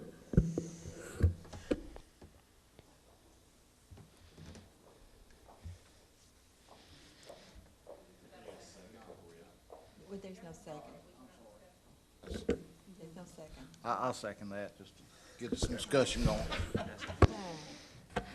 I can tell you after my meeting today with the state on the pre-K grant, that is a position that I feel very strongly that we need to, if we hope to maintain the 10 pre-K classrooms and the possibility of getting the 11th classroom back and any additional classrooms, I very strongly feel that that's a position that we're going to need because there's going to be a lot of data collection, a lot of PD, and a lot of support that's going to need to be put into those pre-K classrooms this year.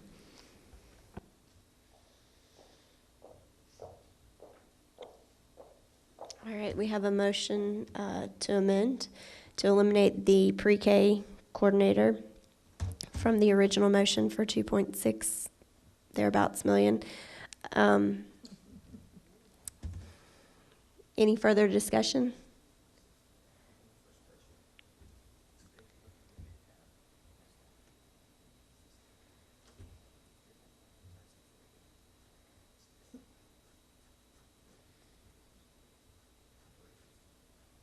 Clarification needed? Okay. All right. Seeing no lights, we're ready to vote.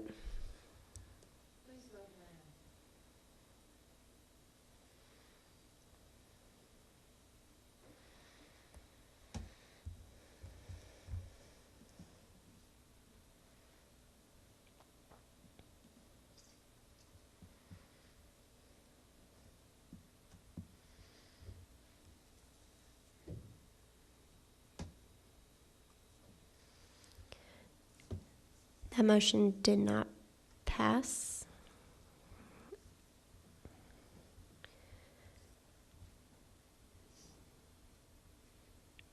Do we have any further motions? Mr. Bates. Thank you, Madam Chair. My next motion to amend is if we are going to fund the Murray Alliance $30,000, that we at least fund the University of Tennessee program an amount of $20,000.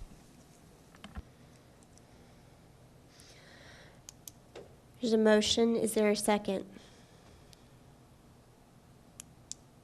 Second by Mr. Atkinson. Any discussion? Mr. Atkinson.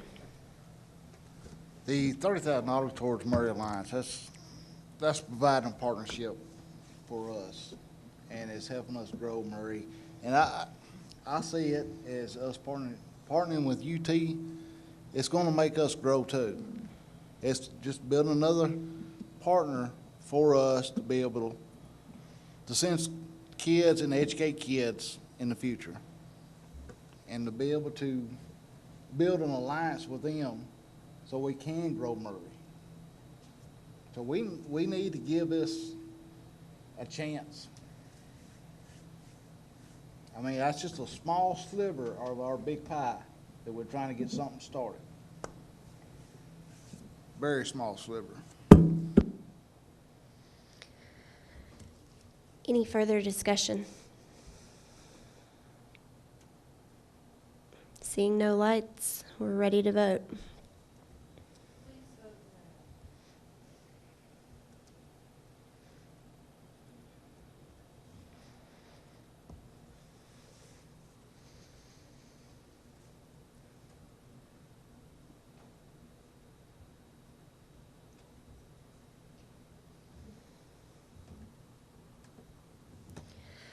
All right, that motion also failed. I think people may be wanting to do some math, so I think we need to take a break. Let's take a 5-minute break, come back at 9:45. All right. Ms. Kinzer has indicated she wants to withdraw. Ms. Martin, you were the second. Are you agreeable to that withdrawal? I'm agreeable. All right. I would like to make a motion that we approve taking from fund balance $732,875, and that would go towards, on our sheet for fiscal year 18 keys available for funding. That would go to. Can you say that number one more time, but slower? Shirley is typing. 732,875.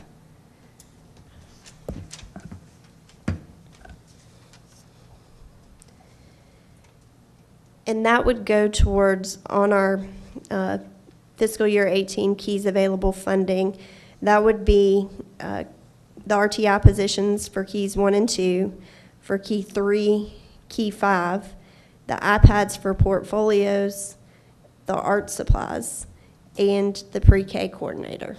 Yes. And that should total $732,875. Motion and a second. Mr. Moore. Okay, just to be clear on this, this is obviously not all we're doing, and the rest of this, we're gonna discuss this at the next work session, correct? At this point, we don't have a hard number for what our fund balance is Sure. going to be. And so I think that while we know that we're going to have to do capital repairs, and we know that we want to fund diploma, and we know that there's a lot of things that we may want to do, including some of the things that have been discussed here tonight, when we have a better number, I think this may just be phase 1 was how I was intending this. Okay. And then for the superintendent, I guess, do you feel like if this goes through tonight, this goes ahead and moves ahead some of these things that need to be in the classroom ASAP? Yes. What?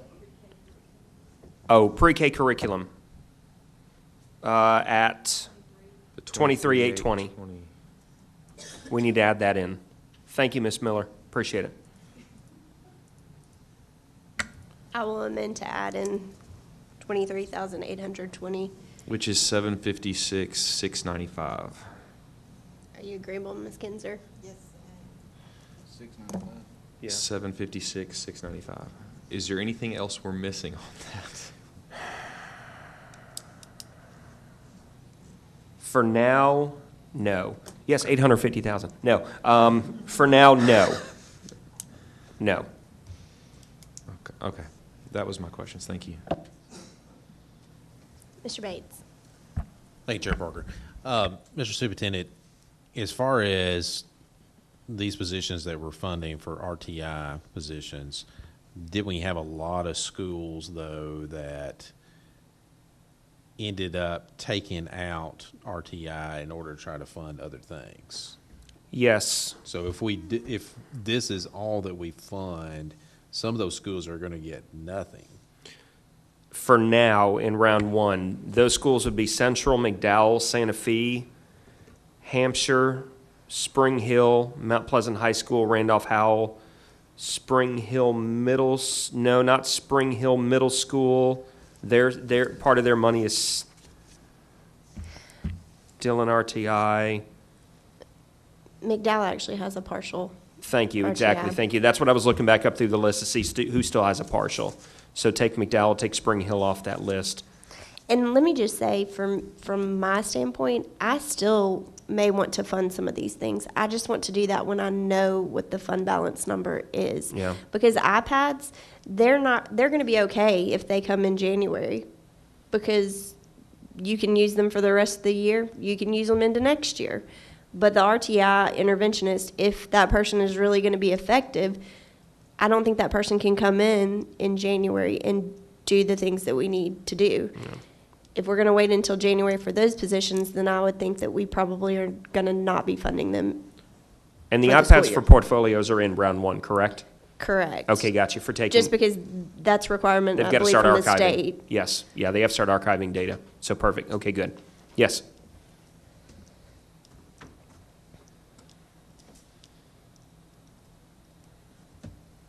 Mr. Bates, I'm sorry. Oh, I'm sorry. Is that motion, so the motion has a second? It does, Ms. Kinzer. Okay. I guess I've got concerns about the motion just because of that fairness, that a lot of schools have studied what they thought would be best at their individual school, and they made certain decisions, and now we're just going to be releasing the funding just for those schools that kind of stayed with Plan A for the RTI position. And I understand we may come back and we may provide some additional funding, but I'm very concerned about us missing the opportunity to be able to get this funding, to be able to help the kids in the classroom, because anything that we delay is going to be, like the superintendent indicated, it could be like December or January before that money is approved. And I have the same concern about, I guess, the devices too, that we're removing that, where I would like to try to get the ball rolling as quickly as possible. I understand where everybody's concerns are. I have the same concerns about spending too much money out of fund balance. But I guess I go back to the amount that we're looking at, the 2.6 is not, in light of what our understanding of our best estimate of fund balance, that should be perfectly fine. So I guess I am concerned about putting off some of these things, and the things that the schools have told us they need, we are not going to provide funding, and we're going to delay that. And that's just the bare minimum that we started out with. I mean, the schools that actually came with a lot of things that I have concerns that we weren't even going to be funding another 2.6 million. So I guess I have a lot of concerns about the motion. To go along with that, though, I think, and I think Ms. Parker was going over this earlier. When we originally looked at this, I know I was looking at funding RTI interventionalists at a $38,000 cost, and then that turns into, I guess, translated into now you have $38,000 to do something else with.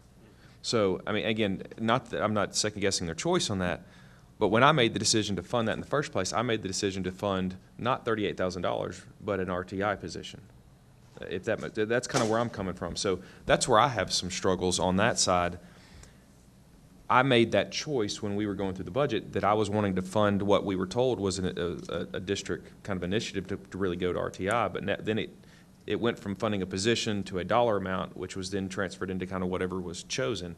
I think that's what Ms. Parker was talking about earlier, and that's where I struggle with. I mean, I wish I'd known some of that stuff earlier. If we were just going to set a dollar amount, I would have said, hey, let's give everybody $38,000, go do whatever you want with it. But that's not how we as a board, came up with the decision to fund these things. So that's where I have some struggles with that as well. And as fairness, I mean, I think the intention would be to look at those, the ones that chose to do something else, and decide, is that, as a board, are we okay with that shift in how that was done? Or do we want to look at it differently? I mean, because that's kind of where I'm at on it. Yeah. Well, and I guess what my concern is delaying that further. Say the board says, no, we want to keep it RTI. I'm then concerned about these schools, those schools getting delayed. Again, we put off that decision because the only thing, the motion that's on the table right now is just the ones that kind of stay with Plan A. And all the Plan Bers out there are not going to have any RTI or anything. And then we're going to come back, and then they may not have an RTI coordinator till January. So it's just like a kind of a perfect train wreck. And so that's where I guess, that's where I would be more from an academic standpoint looking at, let's go ahead and put down our down payment on our academic side, the 2.6, and then we can always come back on the capital things and try to narrow that down. Or if we've got, really, if we had a lot of concerns, what I would be looking at is taking out the diploma and just strictly going with the 1.649 and then coming back and then doing the diploma. To me, that would be the fairest. And then also us being on top of the timing of things, doing it that way. I just wanted to say, with regards to the RTI, the decisions that were made, at least based on what Mr. Ford said, he still indicated that his staff was going to be able to handle RTI, and he didn't feel like that was going to suffer. He was trying to advance the diploma initiative, at least with his request. And I appreciate that. But again, I go back to, if we really think RTI is valuable, then I just don't understand why we're not seeing the value in all the schools, and it makes me question whether or not it's valuable in any of our schools. But it seems like that's something that the majority of the schools, and I still may be willing to be swayed to, on some of these other $38,000 requests. I just would like to know more specifically how much we really are working with and go from there. And this is the messy yet cool part about the keys that no other school system is dealing with, because this is not us dictating to schools, this is what you're going to do, this is what we're going to give you. This is us wrestling with, these are what schools are telling us they need in order to be successful with kids, and us trying to find ways to shake the trees and to look under the cushions for money to give them what they need in order to be successful. So this is good conversation. And the fact that you're wrestling with this, to me, is absolutely amazing, because you guys care so much about kids, yet you also care so much about being good stewards of the taxpayer dollars that you're wrestling with this, and we've been having this conversation for almost over 45 minutes now. This is good. This is good. Any other discussion on the motion? Is everybody clear what the motion is covering? Oh, I'm sorry. I'm sorry. Dr. Woodard. I just want to chime in on this for a minute. We got to the $4.5 million number based upon looking at taking the 3% that the state requires that we have, plus $1 million, and that's how we got to the $4.5 million. I'm thinking back to 2 weeks ago when we had our board retreat, and we listened to principals, and we heard what their needs were, and we talked about providing them with the resources that they need. And I'm watching us wrestle tonight over whether or not we're going to provide these resources after meeting for 6 hours in a work session. Let's get principals and schools what they need. I think we have the room. Mr. Parliament has demonstrated that we have 3% plus $1 million. And I think that we need to get schools what they need, and we're in a go pace. I'm gonna say this again, this is a reclassification year for all schools. And so this is the year to really get things done academically, and we gotta go now. On top of that, with regard to operations, if we don't provide something for Stan, he will not be able to provide the kind of service that we need for schools, because we do have schools and buildings that, that just daily wear and tear.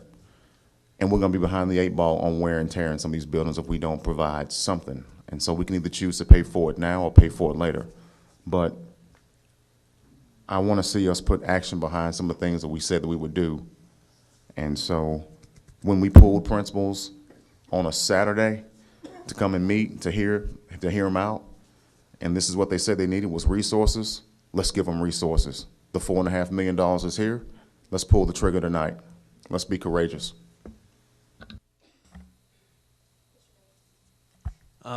Based upon those comments of Dr. Woodard, I do want to give the principals what they asked for. And we are really not giving them what they asked for to begin with in this budget. This is Plan B or C. And so I move to amend the motion on the table so that we will fund all the way up until the technology line. So $1,649,494. And that would be everything on the spreadsheet with the exception of the diploma and the backup of the network. What's the number again? $1,649,494.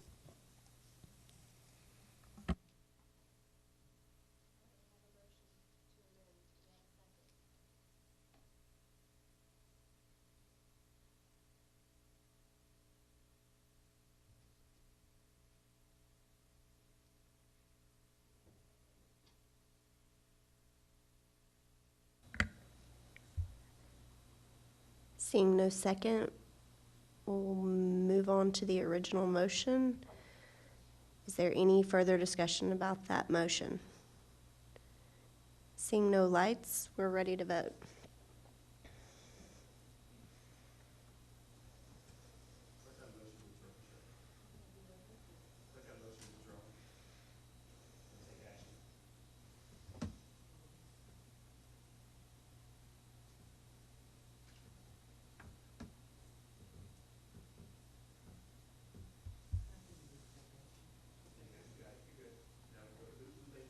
It was my motion, and I believe Ms. Kinzer seconded.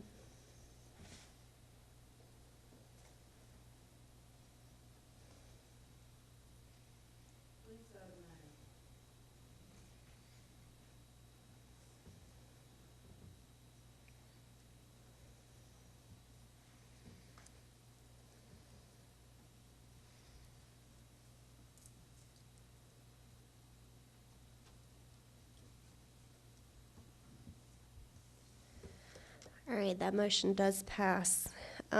We have one more item under finance, and that is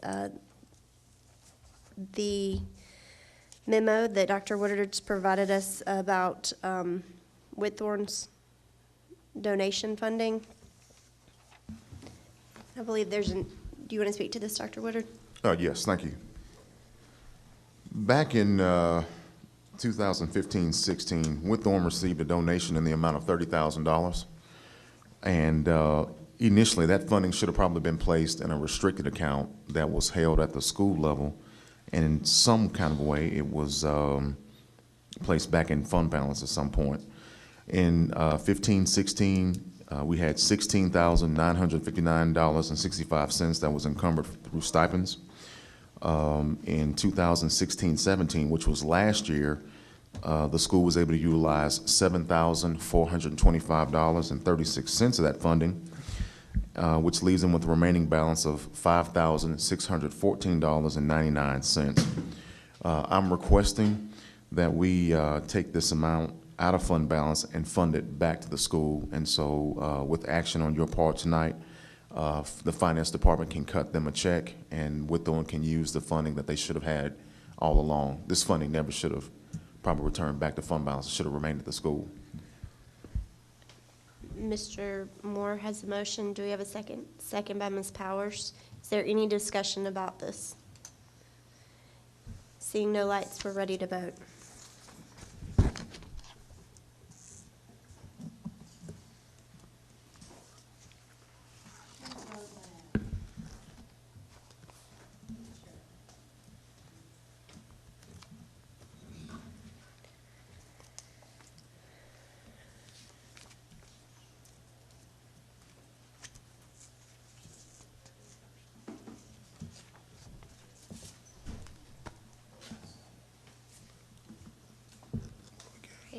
it looks like that motion did pass. You'll see we have a lot of FYI items. I'll turn it over to Dr. Marzak if you have any final thoughts. Oh, for announcements? Yes, so want to remind everybody that Thursday, August 24th, we have our regular scheduled board meeting. Oh, that's today. today. Oh, yeah. Monday, September 24th, little bit September longer. 4th is Labor Day, no school. September 7th, though, we do have a special called meeting. September 14th will be our next work session. September 28th will be our next board meeting. And that's pretty much all that I have. Is that it, Miss Shirley? September 7th. Yes, ma'am, I did. All right, that's it, ma'am. Right. Do any of the other board members have any announcements? Do we have a motion to adjourn? Motion by Mr. Moore, second by Ms. Martin. All those in favor say aye. That motion passes.